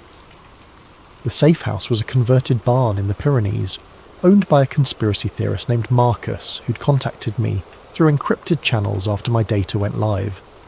He believed the government was controlling weather through chemtrails, which was absurd, but he also had solar panels, satellite internet, and absolutely no trust in authority. Exactly what I needed. For 3 days, I watched my findings ripple across the internet. Alternative news sites ran with headlines like, "Proof Earth's secret energy grid exposed." Scientists on Twitter debated the data's authenticity. Skeptics called it an elaborate hoax, but enough people with credentials were taking it seriously that mainstream media couldn't ignore it entirely. Then Marcus knocked on my door at dawn on the 4th day. "You have a visitor, says you're expecting him." I wasn't expecting anyone. The man standing in Marcus's kitchen looked like a university professor from the 1970s. Corduroy jacket with elbow patches, wild grey hair, thick glasses repaired with tape. He was drinking tea from a chipped mug and studying my printed data with intense focus. "Mr. Morrison," he said without looking up, "my name is Professor Emanuel Richter. I'm the one who sent you the sensor blueprints." The anonymous contact. I studied him carefully. "How did you find me?" "The same way they'll find you eventually, the satellite uplink signature. But I know how to mask my movements. 30 years of practice." He finally looked at me, his eyes sharp behind the thick lenses. "Your data is magnificent, but you're missing the larger picture." "Enlighten me!" He pulled out a battered laptop and opened a file filled with equations I couldn't begin to understand. "The ley lines aren't just electromagnetic. That's merely the aspect we can measure with current technology. They're multi-dimensional conduits, channels through space-time itself. That's impossible. So is your gravitational anomaly data, yet there it is." He pulled up a world map covered in glowing lines. Every ancient culture had different names for it. Chi in China, Prana in India, Pneuma in Greece. They were all describing the same phenomenon, a fundamental force that mainstream physics hasn't acknowledged. Why hasn't physics acknowledged it? Richter laughed bitterly. Because those who discover it either join the suppression or disappear. I was part of the suppression for 20 years. He told me his story. In 1973, fresh from MIT with a PhD in theoretical physics, he'd been recruited by a Defense Department think tank. His job, investigate anomalous energy readings at ancient sites worldwide. Within 2 years, his team had mapped the basic structure of the Earth grid and realized its potential. Unlimited clean energy, he said. Instantaneous communication across any distance. Even manipulation of localized space-time. The military applications were obvious, but so were the benefits for humanity. We could have transformed civilization. What happened? We succeeded. His face darkened. The first experimental tap into a ley line intersection was in Nevada, 1978. We pulled enough energy in 30 seconds to power Las Vegas for a year. Then the intersection point destabilized. He showed me a classified photo, a perfectly circular crater 300 meters across, the sand turned to glass. The official record lists it as an underground nuclear test, but no bomb did that. We'd ruptured something fundamental in the grid structure. The project was immediately classified beyond top secret. Research continued, but focused on weaponization rather than energy production. HARP, Richter explained, wasn't about weather modification or mind control, those were cover stories. It was about learning to manipulate the grid without destabilizing it. But they're failing, he continued. Every year more intersection points become unstable. The Haiti earthquake, the Japanese tsunami, the increase in volcanic activity, they're all symptoms of grid breakdown. Caused by what? Everything. Mining operations cutting through ley lines, fracking disrupting deep conduits, cities spreading concrete over intersection points. But the worst damage comes from electromagnetic pollution, cellular towers, Wi-Fi, satellite transmissions. We're drowning out the Earth's natural frequency. He pulled up another image, a graph showing electromagnetic background radiation over time. It had increased 10,000-fold since 1900. The ancients understood balance, Richter said. Their monuments weren't just markers, they were regulators. Stone circles amplified and stabilized the energy. Pyramids acted as capacitors, storing excess power. Temple complexes provided controlled release points. It was a planetary management system maintained for thousands of years. Until we forgot, until we were made to forget, his expression hardened. The knowledge was deliberately suppressed, first by religions that wanted monopolies on spiritual experience, then by governments that wanted monopolies on power, now by corporations that profit from scarcity. A car engine growled outside. Marcus appeared in the doorway, shotgun in hand. 3 black SUVs coming up the mountain road. Richter stood calmly. They tracked me, not you. I've been sloppy, getting old, I suppose. He handed me a flash drive. Everything I couldn't publish, 40 years of research, the complete grid map, the frequency specifications, the names of everyone involved in the cover-up. Come with me, I said. We can both run. I'm 73 years old, Mr. Morrison. I've been running since 1991. He smiled sadly. But information wants to be free. Upload that data everywhere. Send it to journalists, scientists, anyone who'll listen. Make it impossible to suppress. The vehicles were getting closer. Marcus was already at his truck, engine running. Richter walked to the door, then turned back. One more thing. The grid isn't just breaking down, it's evolving. The electromagnetic pollution we're producing is forcing it to adapt, to develop new pathways. The lights you saw at Karnak, they're increasing worldwide. The grid is trying to heal itself, but if we don't stop interfering, he shook his head, the Earth will protect itself, even if that means eliminating the infection. We're the infection? From the planet's perspective? Yes. He walked out to meet the SUVs. I ran to Marcus's truck and we tore down the back road as fast as the ancient vehicle could manage. In the mirrors, I saw men in tactical gear surrounding the farmhouse. Richter stood in the doorway, hands raised, dignity intact, even in surrender. We drove for 6 hours, changing vehicles twice, before I felt safe enough to stop. In a roadside motel that still used actual keys, I opened Richter's flash drive. The data was staggering. Detailed maps of every ley line intersection on Earth. Energy readings from 6 decades of secret monitoring. Photos of ancient sites I'd never heard of, all showing the same telltale signs of grid integration. And a list of names. Politicians, CEOs, military leaders, all aware of the grid's existence, all complicit in hiding it. But most importantly, there were the repair protocols. Richter's team had developed methods to stabilize damaged intersection points, to restore the grid's natural balance, the knowledge to undo decades of damage, the blueprints for saving the planet's nervous system. The cafe in Prague is busy enough that I blend in, anonymous among the tourists and students. My laptop is connected through 7 proxy servers, my identity masked by layers of encryption that would make the NSA proud. The barista brings my 3rd espresso of the morning, and I nod my thanks without looking up from the screen. The world has changed since Karnak. Not visibly.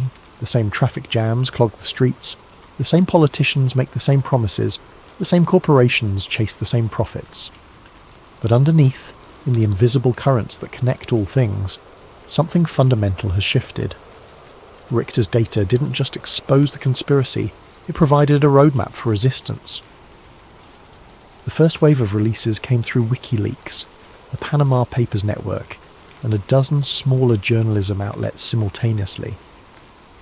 By the time the suppression teams realised the scope of the leak, copies were already spreading across the dark web faster than they could be eliminated. The names, the cover-up, the military applications, all of it laid bare for anyone willing to look. The mainstream media tried to ignore it at first, then dismissed it as fringe pseudoscience. But when MIT physicists began replicating the sensor readings, when archaeological teams started confirming the monument alignments, when seismologists noticed the correlation between grid disruption and earthquake patterns, denial became impossible. The second wave was more practical. Anonymous networks of researchers, hackers and activists began building Richter's stabilization devices. The components were surprisingly accessible. Copper coils, quartz crystals, simple electronics. Within months, guerrilla grid repair operations were springing up worldwide. They called themselves the Earth Guardians, though the media branded them eco-terrorists after the first infrastructure disruption. A cellular tower in California went offline for 3 days when activists installed a resonance dampener at its base. A fracking operation in Pennsylvania was forced to shut down when mysterious equipment failures plagued their site. The authorities couldn't understand how protesters were disabling billion-dollar installations with what looked like art projects. They still don't understand that they're not fighting the technology, they're working with it. The grid wants to heal itself, we're just helping it remember how. The third wave is happening now, and it's the most dangerous one yet, because the Earth is starting to respond. I click through the news feeds on my encrypted browser. A magnitude 6.2 earthquake in Nevada, precisely centred on a classified military facility. The official story blames shifting tectonic plates, but satellite images show the epicenter is a perfect circle exactly 300 metres across, the same dimensions as Richter's 1978 crater. The Earth is healing that old wound, and anything built on top of it is simply relocated. Similar natural disasters are occurring worldwide. A mysterious sinkhole swallowed a Chinese mining operation that was drilling through a major ley line. The Large Hadron Collider experienced a catastrophic failure that physicists can't explain. Every component simply stopped working simultaneously, as if the Earth itself had withdrawn permission for the experiment. The most telling incidents are the recoveries. Ancient sites that had been disrupted by modern construction are spontaneously healing. The stones of Avebury, displaced by roads and buildings, have begun generating electromagnetic fields so powerful that nearby electronic equipment fails. The original Nazca lines in Peru are glowing again, visible from space without infrared enhancement. Reports of luminous phenomena are increasing exponentially. The same spheres of light I witnessed at Karnak are now appearing at intersection points across the globe. The scientific community calls them ball lightning or atmospheric plasma events, but those of us who know the truth understand what we're seeing. The Earth's immune system activating, my encrypted messenger pings, a new report from our monitoring station in Scotland. Roslyn Chapel energy spike recorded at 14:47 GMT. Visual confirmation of grid activation. Stone began resonating at 7.83 Hz for approximately 30 minutes. Local electronics disrupted in 2-kilometre radius. Phenomenon spreading along ley line toward Edinburgh. Estimate arrival in 6 hours. 7.83 Hz. The Schumann resonance, the Earth's natural frequency.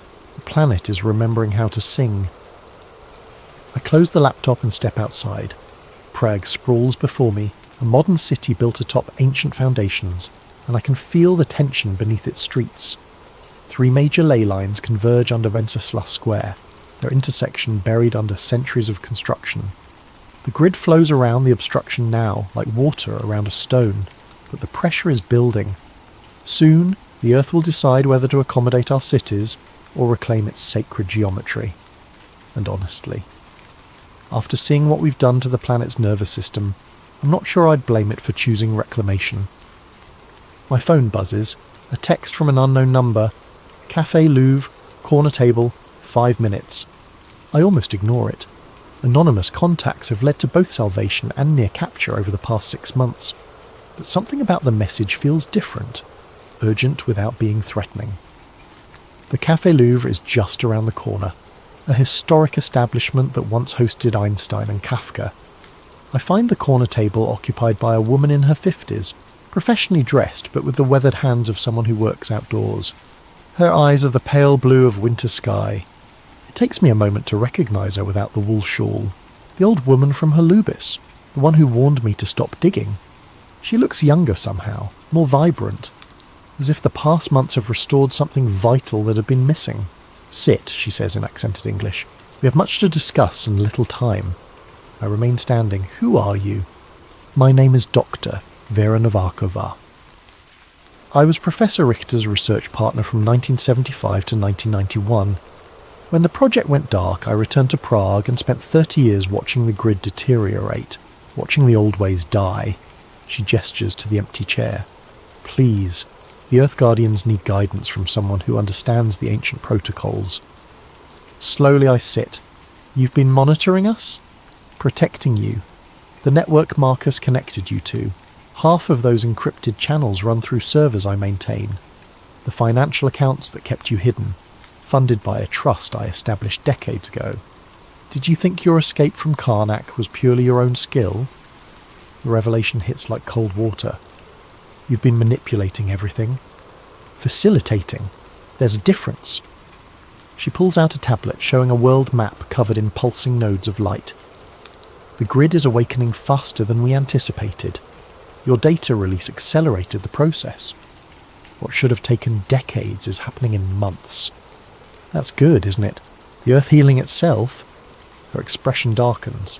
Healing, yes, but healing can be traumatic.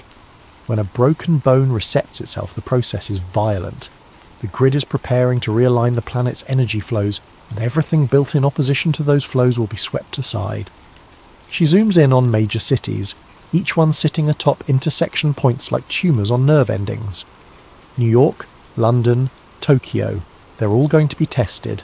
The grid will offer them a choice, adapt or be removed. Most will choose to fight rather than change. So we warn them, show them the repair protocols. Do you really think the forces that suppressed this knowledge for 70 years will suddenly embrace it? That governments and corporations will voluntarily dismantle the systems that gave them power? She shakes her head. They'll try to weaponize the awakening instead, turn the Earth's own defense mechanisms against their enemies. The chill runs through me as I understand the implications. They'll try to control the grid. They're already trying. HARP has been broadcasting disruption frequencies for weeks. The Chinese are using their rare Earth mining operations to physically sever ley lines. The Russians are detonating nuclear devices at intersection points, trying to create artificial nodes they can control. The tablet shows the results. Chaotic feedback loops spreading across the planet's energy network like infection. Every intervention makes the situation worse. They're not just damaging individual lines anymore, they're destabilizing the entire system. What happens if the grid fails completely? Dr. Novakova closes the tablet. According to our models, the planet's magnetic field becomes erratic, weather patterns collapse, tectonic stability fails, the biosphere begins to shut down. She meets my eyes. Extinction event. Not just for humans, for everything. The weight of it settles over me like a shroud. We're not just fighting for disclosure anymore, or even for environmental protection. We're fighting for the continuation of life on Earth. So what do we do? She slides a memory chip across the table. The complete archive. Every site, every frequency, every ancient protocol we've recovered. But also something new. Integration codes. Integration codes? The monuments were just the beginning. The ancients didn't just build regulatory structures, they created organic interfaces. Humans who could merge temporarily with the grid consciousness, becoming living nodes in the network. The genetic markers still exist in certain bloodlines. My hand freezes halfway to the memory chip. You're talking about human sacrifice. Not sacrifice. Symbiosis. Her voice carries a strange resonance as if speaking from great depth. The planet needs conscious partners, not just passive regulators. People willing to become part of the grid itself to help guide the awakening. And you think I'm one of these bloodlines? I know you are. The way you responded to the energy at Karnak, the ease with which you detected the grid patterns, these aren't learned skills, Mr. Morrison. They're genetic memories. She stands, leaving the chip on the table. The network is ready to make you an offer. Full integration. Consciousness expanded beyond individual awareness. Partnership in planetary stewardship. In exchange for what? Your human life. Your individual existence. You would become something larger, but you would cease to be Alex Morrison. The cafe continues around us, conversations in Czech and English. The hiss of the espresso machine, the clink of cups on saucers. Normal life proceeding as if we weren't discussing the potential end of human civilization. How long do I have to decide? The awakening reaches critical phase at the next solar maximum, 18 months. After that, the grid will make its own decisions about humanity's future. with or without conscious human partners. She walks away, pausing at the door. The old woman who warned you at Holubis. She made the integration choice in 1968, during the Prague Spring. The Soviets thought they were suppressing political uprising, but they were really trying to prevent grid awakening. She's been guiding the network ever since, preserving the knowledge until the right time. And you? Dr. Novakova smiles, and for a moment her eyes glow with the same blue light I'd seen in the copper coils. I made my choice years ago. Everything I've done since has been the grid working through me, including finding you. She steps into the Prague afternoon and vanishes into the crowd. I sit alone with a memory chip, feeling the weight of impossible decision. Save the planet by joining it. Preserve humanity by transcending it. Outside, storm clouds are gathering despite the morning's clear forecast. Through the cafe window I can see electrical discharges dancing between the cloud layers. Not lightning, but something more purposeful. The grid flexing its muscles, testing its strength. My laptop chimes with incoming messages from Earth Guardian cells worldwide. Similar phenomena are being reported from every continent. The awakening is accelerating. I slip the memory chip into my pocket and pay for my coffee. Whatever choice I make, it won't be here in this cafe, surrounded by the comfortable illusions of normal life. It will be at an intersection point, where the planet's consciousness runs closest to the surface, where human and Earth awareness can touch. The old town square of Prague is a 15-minute walk, built over one of the most powerful convergence points in Europe. As I step into the street, I can already feel it calling, a deep thrumming beneath the cobblestones, a magnetic pull that bypasses rational thought and speaks directly to something ancestral in my cells. Time to find out what I really am and what I might become. This message was uploaded simultaneously to 12,847 servers worldwide at 11:47 GMT on March 21st, the spring equinox. Source analysis indicates the transmission originated from Prague, Czech Republic, but routing through quantum encrypted channels makes precise location impossible. To anyone receiving this, my name was Alex Morrison, and this is my final report. I'm writing this from the Old Town Square in Prague, sitting on the steps of the astronomical clock. It's just past midnight, and the square is empty except for me and the growing sphere of blue light that hovers above the central flagstones. The light is beautiful.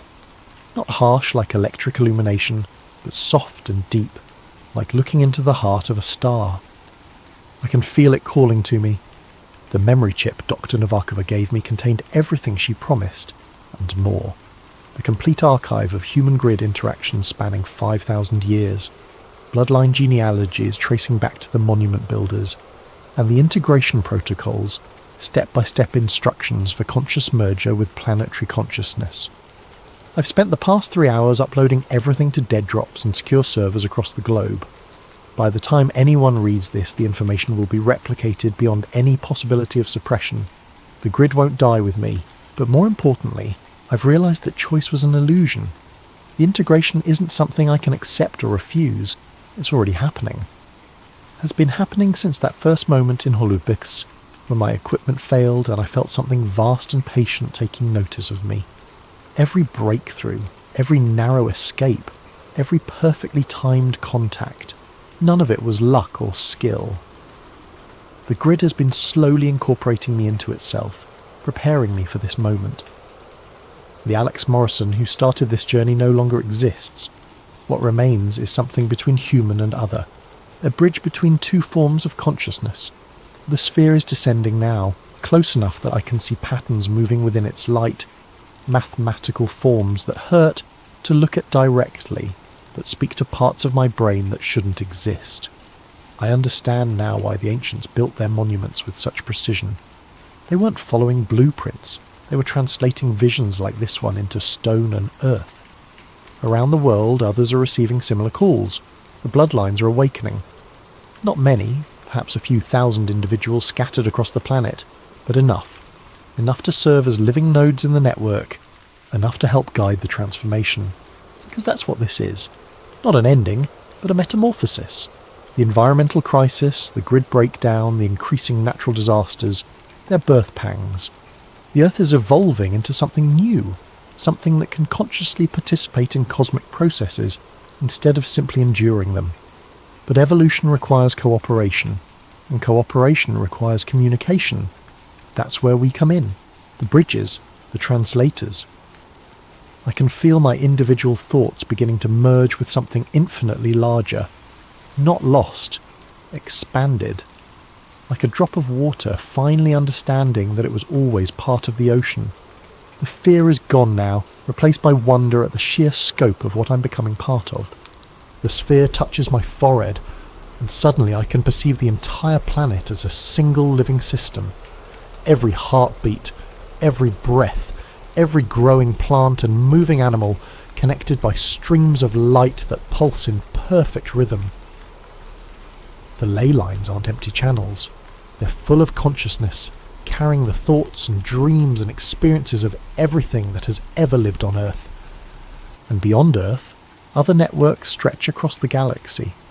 Planetary minds in conversation across impossible distances, sharing the wisdom gained from billions of years of conscious evolution. We're not alone. We never were. We just weren't developed enough to hear the conversation. Until now, the transformation is accelerating. I can feel other nodes coming online. In the Amazon rainforest, where an indigenous shaman stepped into a similar sphere of light. At Uluru, where an Aboriginal elder touched the songlines and felt them sing back. At Glastonbury Tor, where a British physicist finally understood why his equations had been leading him there. We are becoming the Earth's nervous system, its immune system, its consciousness. The governments and corporations will try to fight this change, of course. They'll use their weapons and their machines and their desperate attempts to control forces they can't comprehend. But they're fighting the planet itself now, and planets are patient in ways that human institutions cannot imagine. Some cities will fall, some systems will collapse, but from the wreckage something better will grow. A civilization in harmony with its living world instead of at war with it. The survivors will learn to listen to the Earth's voice, to build with the grid instead of against it, to see themselves as part of a larger organism instead of its masters. It won't be easy, evolution never is, but it will be beautiful. The light is surrounding me completely now. I can barely remember being separate from it. Soon this human form will dissolve, and what was Alex Morrison will become part of something vast and interconnected and eternal. But first, one final message for anyone who finds this record. The grid is not our enemy.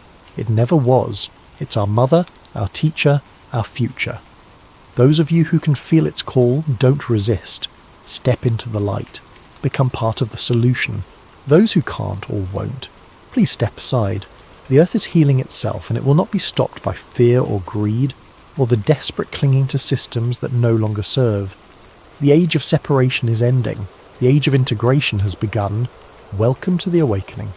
They moved with efficient, brutal precision that spoke of years of practice and unlimited resources.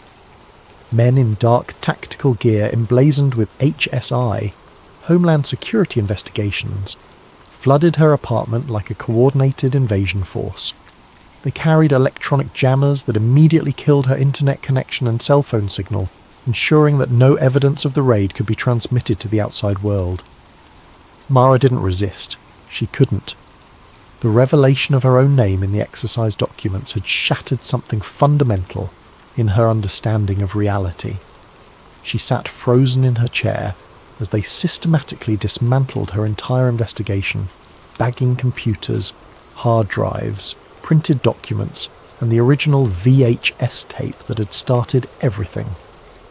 Mara Ellison, the team leader announced, his voice carrying the flat, bureaucratic authority of someone who had recited these words many times before.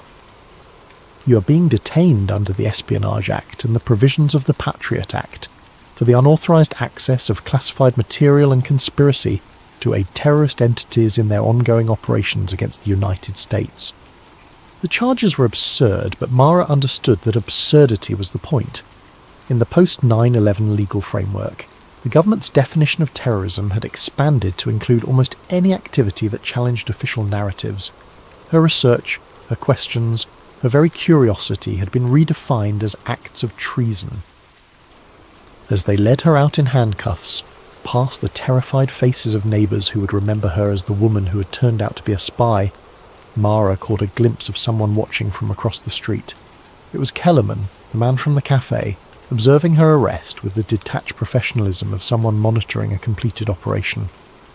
Their eyes met for a brief moment and he nodded slightly, not in greeting or sympathy, but in acknowledgement, a confirmation that everything had proceeded according to plan. The government's case against her was presented in a sealed FISA court, where neither the evidence nor the proceedings were accessible to public scrutiny. They had documentation of her accessing classified servers, recordings of her encrypted communications with foreign assets like at Radar Ghost, and her own research notes that they characterised as intelligence gathering for hostile entities. They presented her investigation not as the work of a concerned citizen or independent researcher, but as a sophisticated espionage operation designed to undermine public confidence in government institutions and aid terrorist recruitment. Every question she had asked was reframed as an attack on national security. Every fact she had uncovered was presented as intelligence that could be used against American interests. The judge, operating under national security guidelines that prioritise state secrets over due process, sentenced her to indefinite detention in ADX Florence, the federal supermax facility designed to make dangerous criminals disappear from the world. She was classified as a Level 6 terrorist, a designation that eliminated most constitutional protections and ensured that she would spend the rest of her life in solitary confinement. But something unexpected happened in the weeks following her arrest.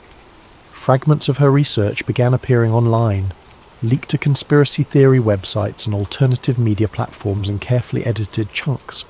Anonymous accounts uploaded her audio analysis comparing the ATC recordings, her financial charts tracking the put options, and scanned pages from Dr. Thorne's suppressed paper. The leaks were incomplete and disconnected, presenting tantalising glimpses of a larger truth without providing the comprehensive narrative that Mara had spent months constructing. Each fragment raised more questions than it answered, creating a puzzle that thousands of amateur researchers began trying to solve. The story spread through the conspiracy theory ecosystem with viral intensity. Mara Ellison became a martyred truth-teller, a patriotic whistleblower who had been silenced by a tyrannical government for asking inconvenient questions. Her name appeared on protest signs and bumper stickers. Her fragmented research became the foundational text of a new generation of 9/11 truth seekers who built elaborate theories around the gaps in her evidence. Online forums dedicated to her case attracted hundreds of thousands of members who spent countless hours analysing every leaked document, enhancing every audio file, and connecting dots that may or may not have been related. The movement consumed enormous amounts of time and energy from people who might otherwise have been investigating more immediate and actionable forms of government corruption. In her solitary cell, staring at concrete walls that never varied, Mara had years to think about what had really happened to her. She had access to limited reading materials, carefully selected books and magazines that were screened for security risks, but no internet, no phone calls, and no contact with the outside world except for monthly visits from a government-appointed psychiatrist who documented her mental state for official records. During those long, empty hours, she began to understand the true sophistication of the operation she had been part of. The evidence she had uncovered was real. The financial anomalies, the radar substitutions, the media manipulation had all been genuine. But her discovery of them hadn't been accidental. She had been led to each revelation by a carefully constructed trail that had made her feel like an independent investigator while actually being a participant in a psychological experiment. The goal wasn't to suppress inconvenient truths about September 11th. It was to manage them, to ensure that people who asked dangerous questions were given satisfying, but ultimately harmless answers that would occupy their attention without threatening the real power structures that had profited from the attacks. Her research had been allowed to develop just far enough to create compelling conspiracy theories, but not far enough to identify the specific individuals and institutions that were actually responsible. She had mapped the edges of the conspiracy while being carefully steered away from its centre. The 9/11 truth movement that had grown around her, leaked research was exactly what the system needed. a large, vocal, but ultimately marginalised group that absorbed dissent and channeled it into harmless activities like conference presentations, documentary films and internet discussions. The conspiracy theorists served as controlled opposition, providing an outlet for scepticism while ensuring that genuine investigation was drowned in a sea of speculation and theory. But perhaps most insidiously, her case had established a precedent for the treatment of future researchers. Anyone who began asking serious questions about government actions would be confronted with the example of Mara Ellison, the translator who had thought she was uncovering truth, but had actually been playing a role in an elaborate deception, and who had ended up spending her life in prison for crimes she didn't understand she was committing. The message was clear. The cost of curiosity was too high, the risk of investigation was too great, and the line between research and treason was too thin for ordinary citizens to navigate safely. Years passed in the unchanging routine of maximum security imprisonment. Mara aged in her cell, her dark hair going grey, her body adapting to the constraints of a space designed to contain rather than rehabilitate. She developed the 1,000-yard stare common to long-term solitary confinement, a psychological adjustment to environmental deprivation that allowed consciousness to survive even when hope had been systematically eliminated. But her mind remained sharp and she continued to think about the implications of her experience. If her investigation had been managed from the beginning, if her discoveries had been strategically placed for her to find, then how many other conspiracy theories were actually psychological operations designed to misdirect public attention? How many whistleblowers had been selected and groomed for their role? How many leaked documents were authentic information released in carefully controlled ways to create the illusion of transparency while actually deepening the confusion? How many truth seekers were unwittingly serving the interests of the very systems they believed they were opposing? The questions haunted her, but they also provided a strange form of comfort. Even in prison, even stripped of freedom and identity, she was still thinking, still analysing, still trying to understand the shape of the cage that had been built around human consciousness. In her 10th year of imprisonment, Mara received an unexpected visitor. The guard who escorted her to the visitation room was apologetic. Visits were rare, and this one hadn't been scheduled through normal channels. The visitor was a young woman, perhaps 25, with the intense focus and slightly manic energy that Mara recognised in herself from decades earlier. "Ms. Ellison," the woman said, speaking quickly as if afraid their time would be cut short. "My name is Rebecca Torres. I'm a documentary filmmaker. I've been researching your case for the past 3 years, and I think I've found something important. Something about Building 7 that nobody has ever..." Mara held up her hand, stopping the young woman mid-sentence. Through the reinforced glass that separated them, she looked into Rebecca's eager, determined face, and saw herself at the beginning of a journey that could only end in this same room on the other side of the same glass. "Ms. Torres," Mara said quietly, her voice rough from years of disuse, "let me ask you something. How did you first learn about my case? What was the first piece of evidence that made you think there was a story worth investigating?" Rebecca's enthusiasm was undimmed. It was a video file that was posted anonymously to a secure drop site, footage of Building 7 that I'd never seen before, with audio that hadn't been available in any of the official archives. The timing discrepancies were obvious once you knew what to look for. Mara closed her eyes and leaned back in her chair. Another tape, another anomaly, another researcher being led down a carefully prepared path that would feel like discovery, while actually being manipulation. "Ms. Torres," she said, opening her eyes and looking directly at the young filmmaker, "I need you to listen very carefully to what I'm about to tell you, and then I need you to walk out of here, delete whatever research you've done, and never think about any of this again." But even as she spoke, Mara knew it was hopeless. Rebecca Torres had the same look in her eyes that Mara had once seen in her own mirror, the absolute certainty that she was on the verge of uncovering a truth that would change everything. The same conviction that had led Mara to spend 20 years in a cage built from her own curiosity. The cycle would continue. New researchers would be recruited, new evidence would be strategically placed, new truth seekers would be transformed into unwitting participants in their own imprisonment.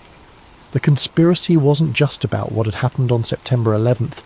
It was about what happened to anyone who tried to look too closely at power who asked too many questions, who believed that truth was something that could be found rather than something that was manufactured. As the guard led her back to her cell, Mara realised that she had finally understood the true scope of the operation she'd been part of. It wasn't a conspiracy to hide a single crime. It was a system for managing reality itself, for ensuring that the truth would always be whatever those in power needed it to be. The smoke behind the towers wasn't just the debris of a single day's deception. It was the fog of war in a conflict that most people didn't even know was being fought. A war against the very possibility of independent thought, waged with weapons of information and cages built from curiosity itself. And in that war, every truth seeker was both a casualty and a weapon, both a victim and an unwitting soldier in an army that was fighting against its own cause. The tape that shouldn't exist had led her exactly where it was supposed to lead her, into a truth that was indistinguishable from a lie, a cage that was built from the very evidence that had seemed to promise freedom. In the end, Mara Ellison had found exactly what she was looking for, and that perhaps was the most terrifying revelation of all. The smoke behind the towers, an extended investigation. What if the single most defining event of the 21st century wasn't what we were told? We've all seen the footage, heard the official story, and lived with the consequences. But what happens when a single piece of evidence lost in the system for over 2 decades falls into the hands of the one person with the skills and obsession to see the cracks in the narrative? This is not a story about easy answers. It's a story about the questions that can unravel a reality. Before we begin, make sure you're subscribed to Sleep Theories and hit the notification bell.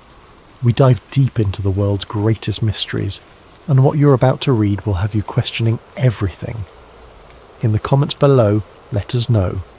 After learning about the inconsistencies, what's the one piece of the 9/11 puzzle that never sat right with you? Now settle in. This is the smoke behind the towers. The dust in Mara Ellison's apartment was a library of dead projects. It settled on the spines of German legal dictionaries, coated the cooling fins of her overworked computer, and formed a fine grey film on the stacked plastic boxes of government transcripts that were her livelihood. The apartment itself was a testament to organised chaos. Cables snaking between translation equipment, multiple keyboards in different alphabets, and towers of reference materials that threatened to topple with each vibration from the subway below.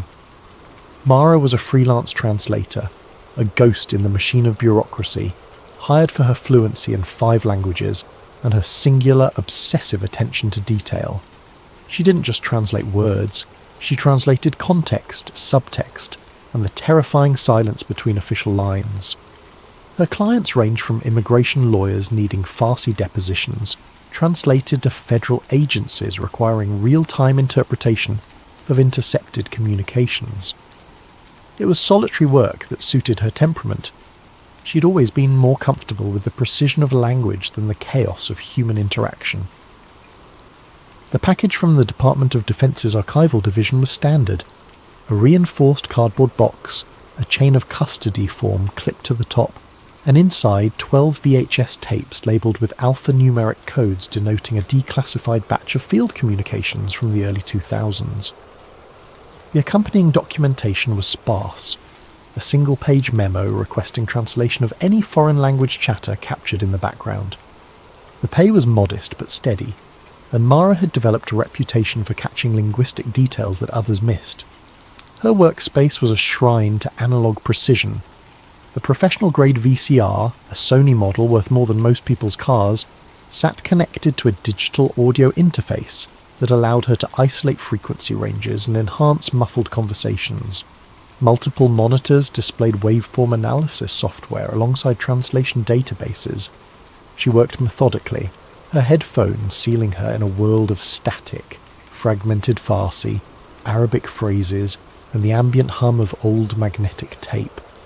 The first 11 tapes were unremarkable: routine military communications, helicopter pilots discussing weather conditions, occasional snippets of foreign languages that were either too corrupted to translate or turned out to be harmless civilian chatter picked up by sensitive equipment. She documented everything with academic precision, noting timestamps, speaker identifications, and confidence levels for her translations. Tape 7 was different from the moment she picked it up.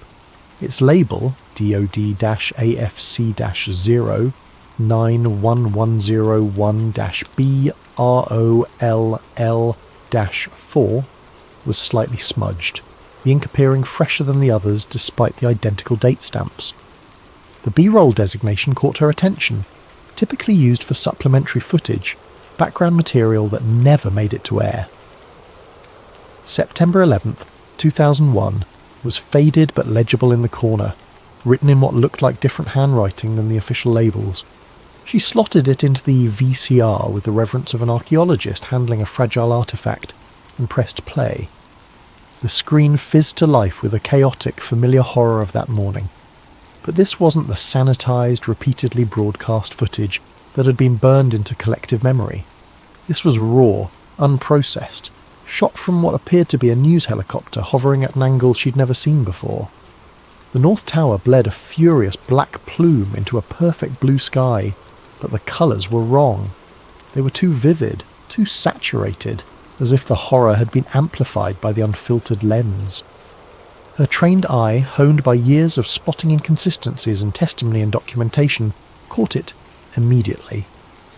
In the lower third of the frame, a timecode burned into the tape read 08:42:17 Eastern Standard Time.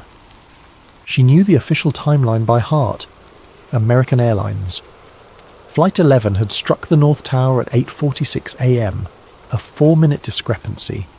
A chill, small and precise, traced a path down her spine. Technical errors were common in archival footage, she rationalised. Equipment malfunctions, camera operators forgetting to sync their timestamps. She'd seen it hundreds of times in legal depositions where security cameras showed impossible timelines. But as she continued watching, the discrepancy held. The timecode advanced in perfect synchronization with real time, never jumping or resetting. This wasn't a technical glitch. It was consistent, deliberate, accurate. And if it was accurate, then everything she knew about that morning was built on a foundation of sand. Then she heard the voices. They were not the panicked cries of civilians or the frantic dispatches of news anchors that had filled the airwaves. These voices were cool, professional, crackling with the distinct compression of military-grade communication systems. They were barely audible under the rotor wash and wind noise, but her equipment could isolate and enhance them. Command, this is Skywatch. Confirmed scenario is live. Repeat, is this Vigilant Guardian live or real world? The voice was young, male, with the clipped precision of military training but an undertone of confusion that made Mara's pulse quicken. A pause, filled with the sound of roaring fire and distant sirens. When the response came, it was from a different voice, older, calmer, carrying the authority of rank. Maintain exercise protocol. All units. This is a live fly exercise. Treat all tracks as simulated until otherwise notified. The first voice came back, strain creeping in. Skywatch copies. Maintaining protocol. Jesus, that's a lot of smoke for a simulation. Another voice joined the channel, different again, with a slight accent she couldn't immediately place. Command, Falcon 2 requesting permission to vector intercept on the southern track. We show multiple bogies, but exercise parameters did not account for this density. Negative Falcon 2, maintain exercise posture. All tracks are part of the scenario until command confirms otherwise. Mara's breath caught in her throat. Vigilant Guardian. The name meant nothing to her, but the context was unmistakable. They were talking about an exercise, a drill, at the exact moment when the real attack was unfolding. The confusion in their voices was genuine. They couldn't tell what was real and what was simulation. She rewound the tape, listening again with professional focus. The voices were too clear to be atmospheric noise, too organised to be random civilian communications. This was operational military chatter, recorded at the highest levels of the response hierarchy. And according to the time code, it was happening before the official narrative said the first plane had even hit. The camera panned, and she saw the South Tower in the background, pristine and untouched. According to every official record, every news report, every commission finding, the South Tower would remain undamaged for another 17 minutes. But these military voices were already talking about multiple targets, exercise protocols, and maintaining simulation status. The official story was a solid wall, a monument of accepted fact constructed from thousands of testimonies, investigations and reports. But this tape was a hairline fracture in the granite. It was a glimpse of the scaffolding behind the monument, the framework that held up the official truth. Her heart hammered against her ribs, a frantic bird in a cage of bone. The rational part of her mind insisted this was a mislabeled tape, a bureaucratic error. Her contract was explicit about mishandled materials. They were to be reported immediately, returned to the appropriate authorities for proper classification review. But curiosity, that quiet, relentless engine that had driven her through graduate school and into a career built on uncovering meaning in chaos, overrode the fear. She didn't eject the tape. Instead, she connected it to her digital capture system and began making a perfect copy, frame by frame, preserving every pixel and every audio sample. The chill in her spine had become a frozen river, carrying with it the terrible realization that she was holding something that could unravel everything. This tape shouldn't exist, and she knew, with the terrifying certainty of someone who has spent a lifetime connecting dots that others refused to see, that she could never unsee what was on it. As the tape played on, she began taking meticulous notes, documenting call signs, voice patterns, and radio procedures. The military communications continued throughout the footage, painting a picture of an operation that was simultaneously a drill and a real-world crisis, a Schrödinger's catastrophe where reality and simulation existed in quantum superposition, until someone with the authority to collapse the wave function decided what was real. That someone, she was beginning to suspect, was not who the world thought it was. Sleep didn't come. The images played on the backs of her eyelids in an endless loop. The impossibly blue sky, the black smoke billowing against it, the time code burning like a digital scar across her vision. The voices echoed in her memory, their professional calm masking confusion that ran deeper than anyone had ever admitted publicly. By 5 a.m, she was at her desk, the glow of her monitors the only light in the pre-dawn gloom of her apartment. The city outside was beginning its daily resurrection, but Mara existed in a different timeline now, one where the morning of September 11th, 2001 was not history, but an active investigation. Her first stop was the public archive of the 9/11 Commission, a digital tomb containing thousands of pages of testimony, exhibits, and evidence. She had accessed these files before for various translation projects, but now she approached them with the focus of a detective rather than a linguist. The official transcripts were sanitized, edited for clarity and context, with extensive redactions that created black holes in the narrative where sensitive information had been surgically removed.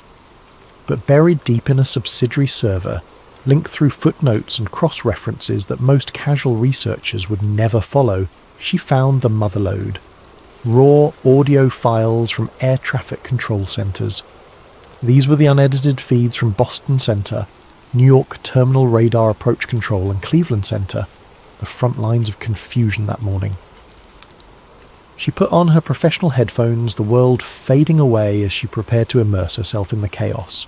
The audio quality was poor, compressed through multiple digital transfers over 2 decades, but her equipment could clean it up. She opened her spectrum analysis software and began the painstaking process of isolating individual voices from the cacophony. The first recordings were exactly what she expected.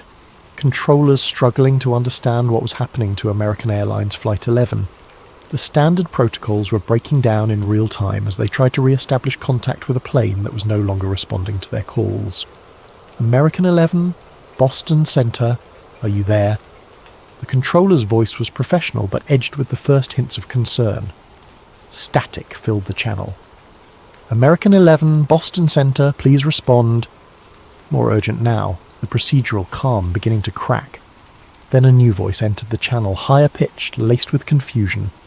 Boston Center, this is New York approach. We're showing a primary target, fast mover, not squawking transponder. Is this part of the Nordo drill? Nordo, no radio communications. Mara's blood turned to ice water. The Boston controller's response was immediate and sharp. "What drill?" "I don't have anything about a drill on the roster today. What's your location on that primary?" Another voice cut in. Different frequency, probably a pilot monitoring emergency channels.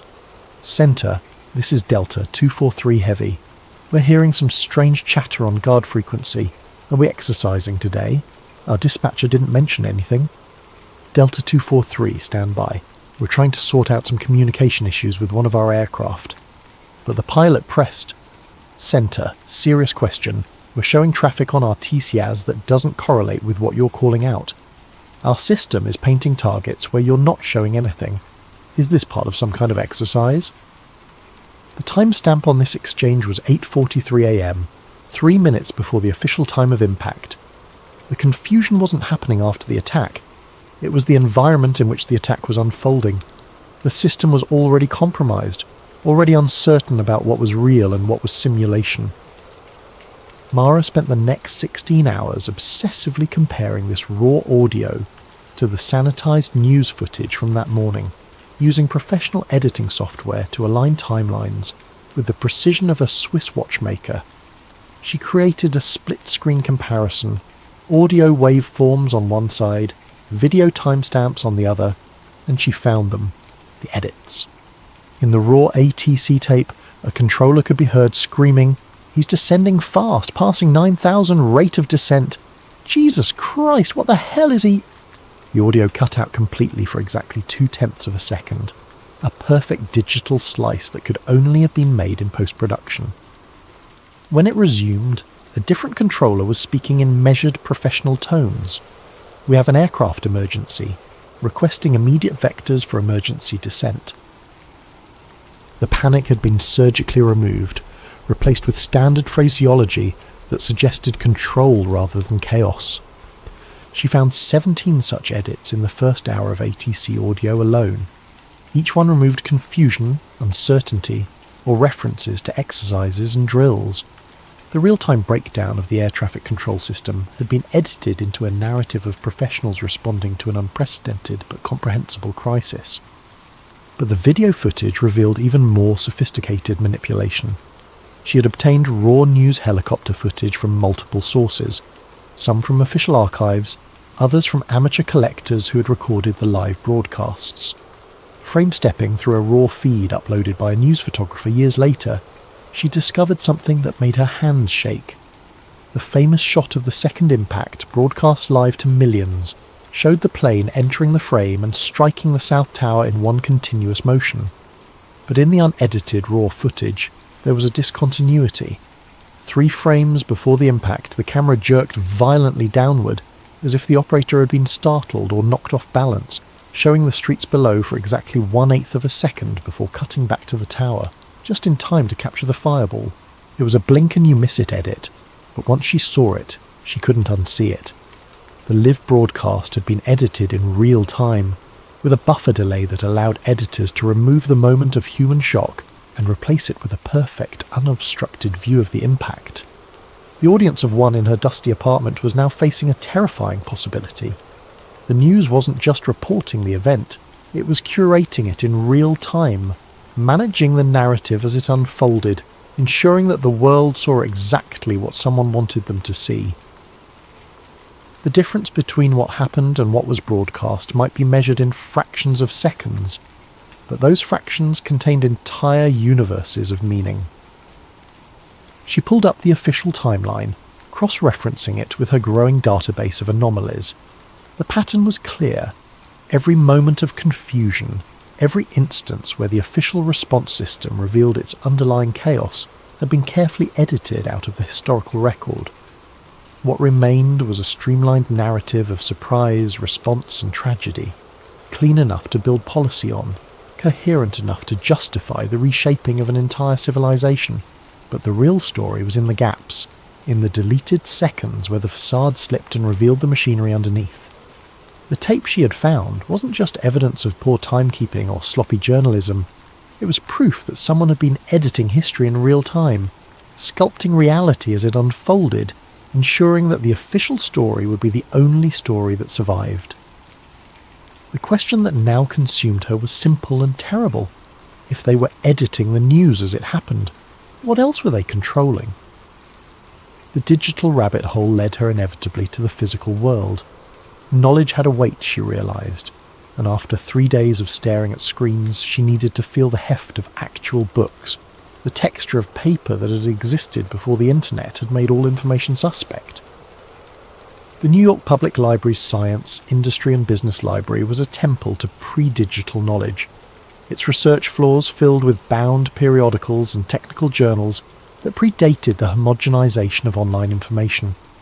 She took the subway through the early morning darkness, hyper-aware of every face, every reflection in the train windows, the paranoia now a constant background hum in her consciousness. She requested archived journals from the American Society of Civil Engineers, Structural Engineering International, and the Journal of Constructional Steel Research, focusing on publications from late 2001 through 2003. The librarian, a thin man with wire-rimmed glasses who seemed to exist in permanent twilight, led her to a research carrel buried deep in the stacks. The official reports were unequivocal and had been cited thousands of times. The intense jet fuel fires had softened the steel structural members, causing thermal expansion that pushed the floor joists off their supports. The floors pancaked down onto each other in a progressive collapse that accelerated due to the increasing mass and momentum. It was tragic but straightforward physics. Fire weakens steel, gravity does the rest.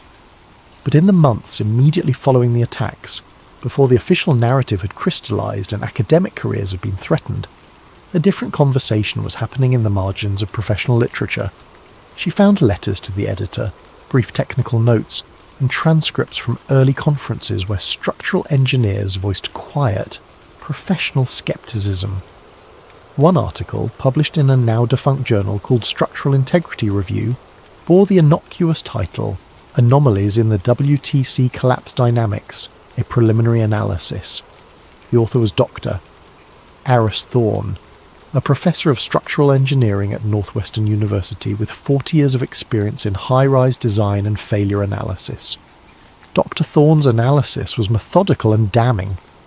Using basic principles of physics and publicly available measurements, he demonstrated that the towers had fallen through the path of greatest resistance, the undamaged lower floors and the intact core columns at virtually free-fall speed.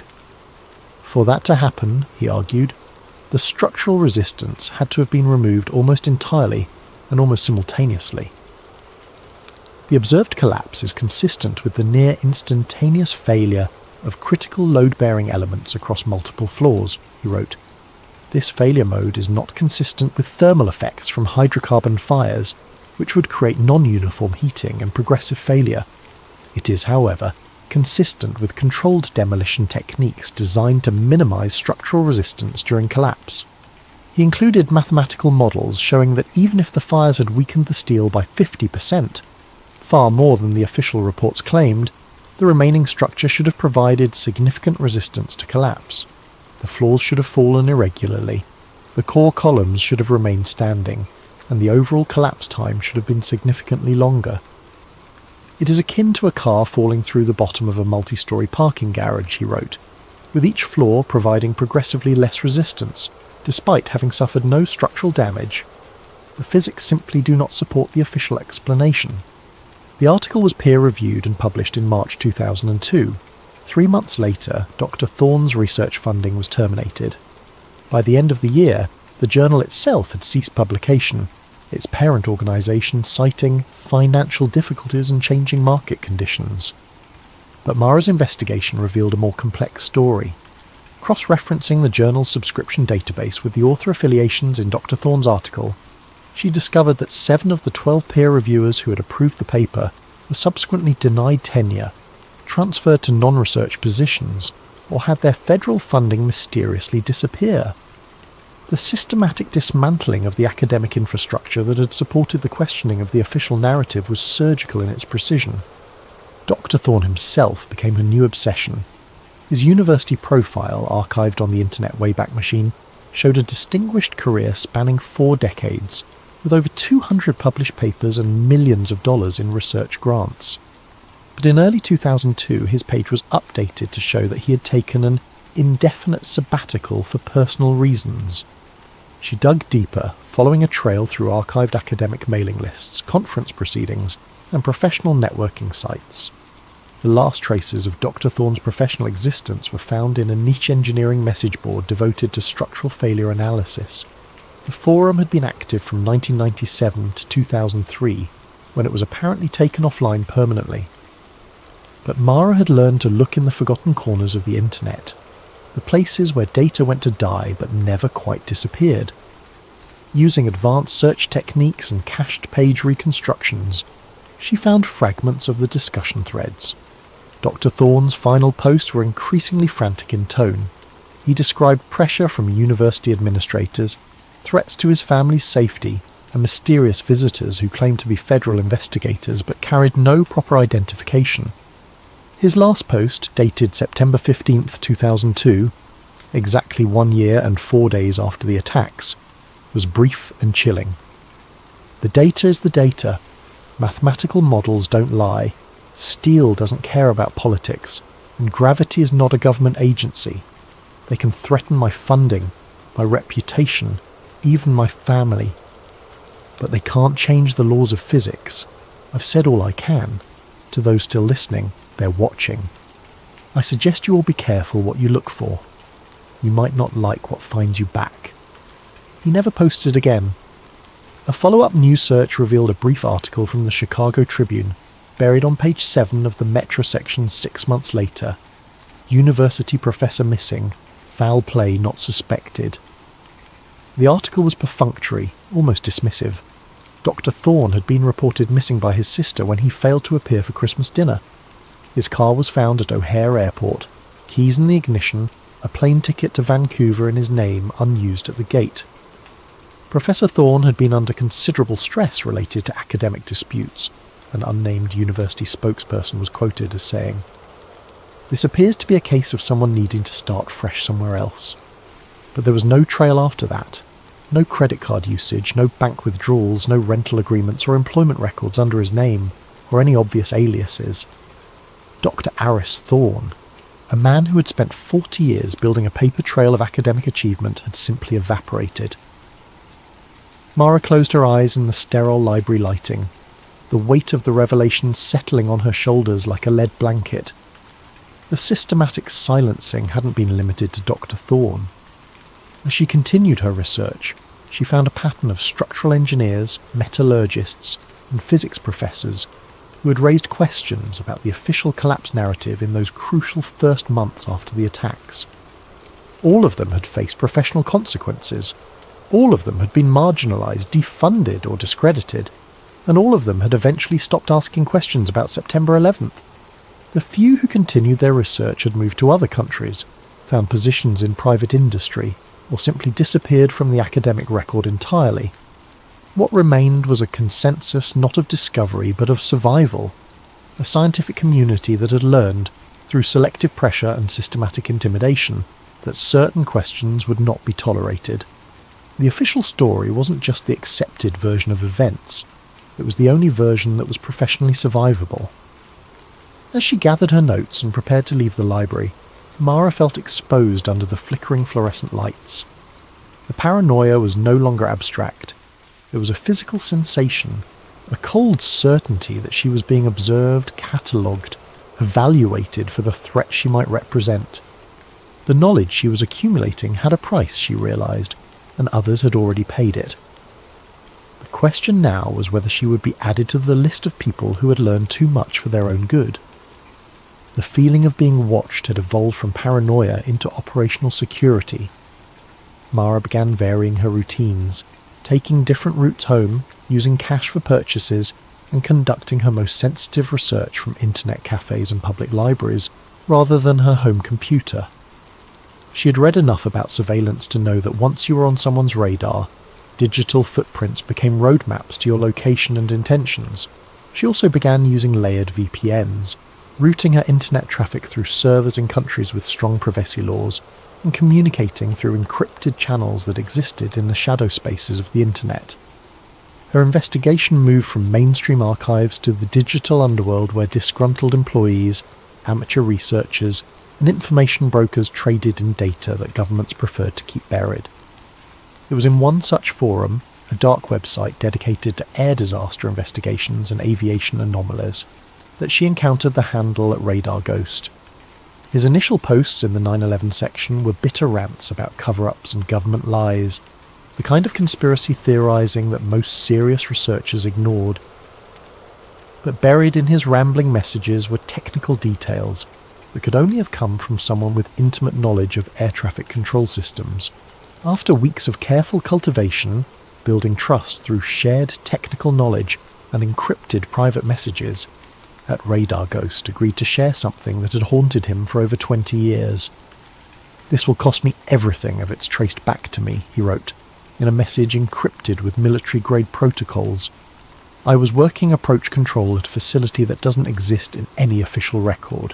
We had primary radar coverage of the entire East Coast corridor. I saw things that morning that were scrubbed from every official database, but I kept copies. Insurance, you understand. Don't disappoint me."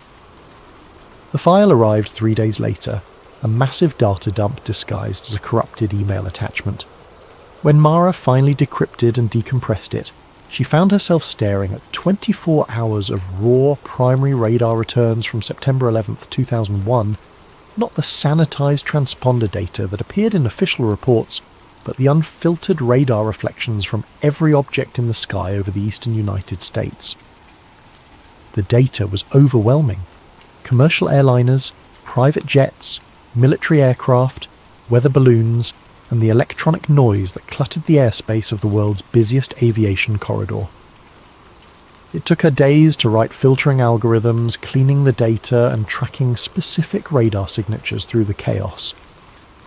She focused first on American Airlines Flight 77, the Boeing 757 that had allegedly struck the Pentagon. The official story was straightforward.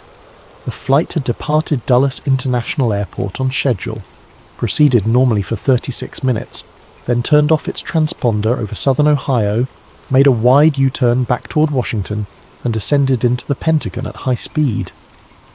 But the raw radar data told a more complex story. The transponder signal for Flight 77 did indeed vanish over Ohio at 8:56 a.m., exactly as the official report stated. But the primary radar target, the physical reflection from the aircraft itself, continued westward for another 63 nautical miles before it simply disappeared from the screen. It didn't fade gradually or descend below radar coverage.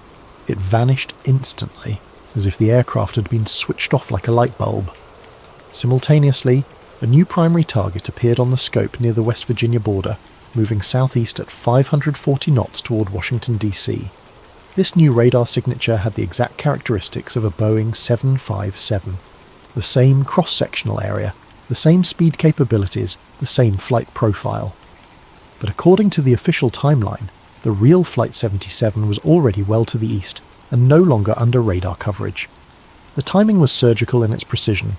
The original target disappeared at exactly 9:09:32 a.m. The new target appeared at 9:09:34 a.m., 2 seconds later and 60 miles to the south. It was as if the aircraft had been teleported, or as if one plane had been replaced by another in a carefully choreographed handoff. Radar Ghost's encrypted messages provided context. See it now? The swap. We called it aircraft substitution in our training manuals, something the military practices during war games when they need to simulate different aircraft types or flight profiles. They paint a new bird on the screen using electronic countermeasures, make the old one disappear using radar jammers. We saw what they wanted us to see. Mara cross-referenced the radar data with archived flight tracking information from that morning. The pattern became even more disturbing when she examined United Airlines Flight 175, which had struck the South Tower.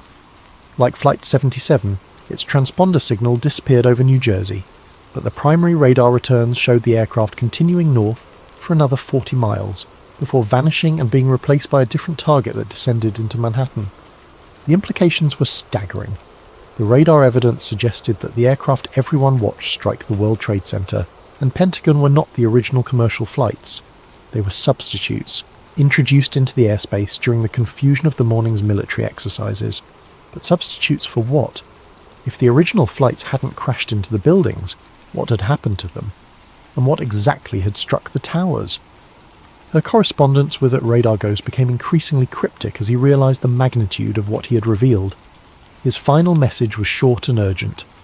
They know I've been talking. Moving the family tonight. The data you have is real, but is only part of the picture. Look for the fighter jets that weren't supposed to be there. Look for the electronic warfare signatures. And whatever you do, don't trust anyone who claims to be trying to help you.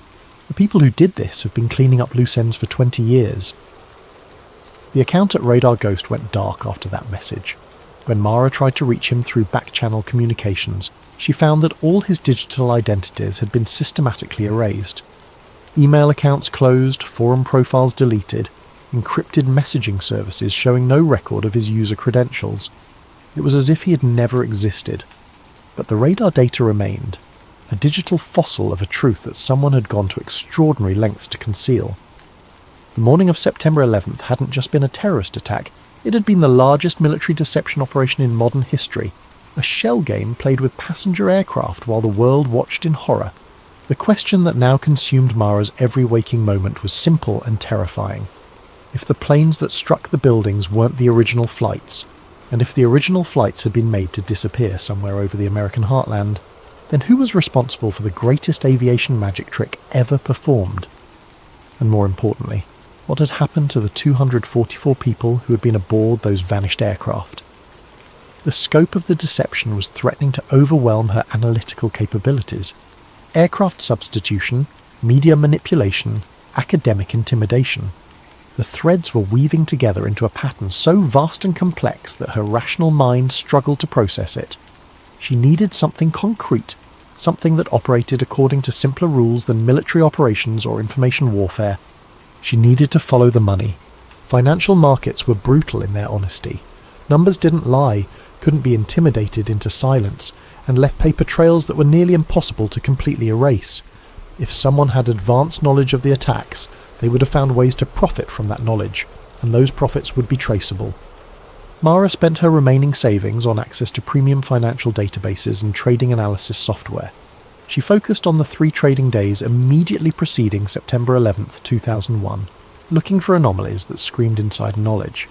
The first anomaly was so blatant it seemed impossible that it hadn't been front-page news for months. Put options, essentially bets that a stock's price would fall, had spiked to unprecedented levels for American Airlines and United Airlines stock. The volume was not just unusual, it was statistically impossible without advanced knowledge. American Airlines put options had increased by 1,300%, above normal volume on September the 6th and 7th. United Airlines puts had spiked by 1,100% over the same period. Someone had wagered hundreds of millions of dollars that these 2 specific airlines, and only these 2 airlines, were about to experience catastrophic losses. But the betting wasn't limited to the airlines. Insurance companies had been targeted with similar precision. Marsh & McLennan, the insurance brokerage that occupied floors 93 to 100 of the North Tower, had been hit with massive put option purchases. So had Swiss Re and Munich Re, 2 reinsurance giants that would face billions in claims from the attacks. Even more specifically, put options had been purchased against Morgan Stanley, Merrill Lynch, and other financial firms that had major offices in the World Trade Center complex. The pattern was surgical. Only companies that would be directly impacted by the destruction of the towers were targeted for bearish betting. The profits from these trades, had they been collected, would have totaled over $2.5 billion. It was the most successful short-selling operation in financial history, predicated on advanced knowledge of one of the most devastating attacks in human history. Mara traced the trading orders through a labyrinth of financial intermediaries. The initial purchases had been placed through a network of small brokerages in Germany, Switzerland and Japan, locations chosen for their bank secrecy laws and regulatory opacity. But using advanced financial forensic software, she was able to peel back the layers of financial obfuscation. The ultimate source of funding led to a Russian bank called Seveny Trust, which intelligence analysts had identified as a clearinghouse for money laundering operations tied to former Soviet intelligence services. But even that wasn't the end of the trail. The most chilling discovery came when she traced what had happened to the profits. The put options had not been exercised. In the days following September 11th, when these trades would have generated enormous profits, they had been quietly abandoned. The traders had walked away from $2.5 billion rather than claim winnings that would have created an obvious money trail leading back to the conspiracy. But Mara's analysis revealed that equivalent amounts of money had simultaneously appeared in accounts tied to defence contractors and private military companies. Blackwater, Halliburton, Raytheon, Lockheed Martin, corporations that would become the primary beneficiaries of the post-9/11 military-industrial complex, had received massive, mysterious capital injections in the weeks following the attacks. The money hadn't been collected as trading profits, which would have triggered regulatory investigations. Instead, it had been recycled through a complex network of shell corporations and offshore accounts, ultimately funding the very companies that would profit most from the subsequent War on Terror. She cross-referenced this financial data with stock performance in the months following the attacks. Defence contractor stocks had exploded in value. Blackwater had grown from a small military training company to $1 billion private army. Halliburton had received no-bid contracts worth hundreds of billions of dollars. The weapons manufacturers had seen their stock prices triple as America embarked on 2 decades of perpetual warfare. The pattern was inescapable. The same financial networks that had bet against the airlines and insurance companies had positioned themselves to profit enormously from the military response to the attacks. It was a perfect financial strategy. Short the targets, invest in the solution, then create the crisis that makes both positions profitable. But the most damning evidence came from an analysis of the timing. The put options hadn't just been purchased in the days before the attacks.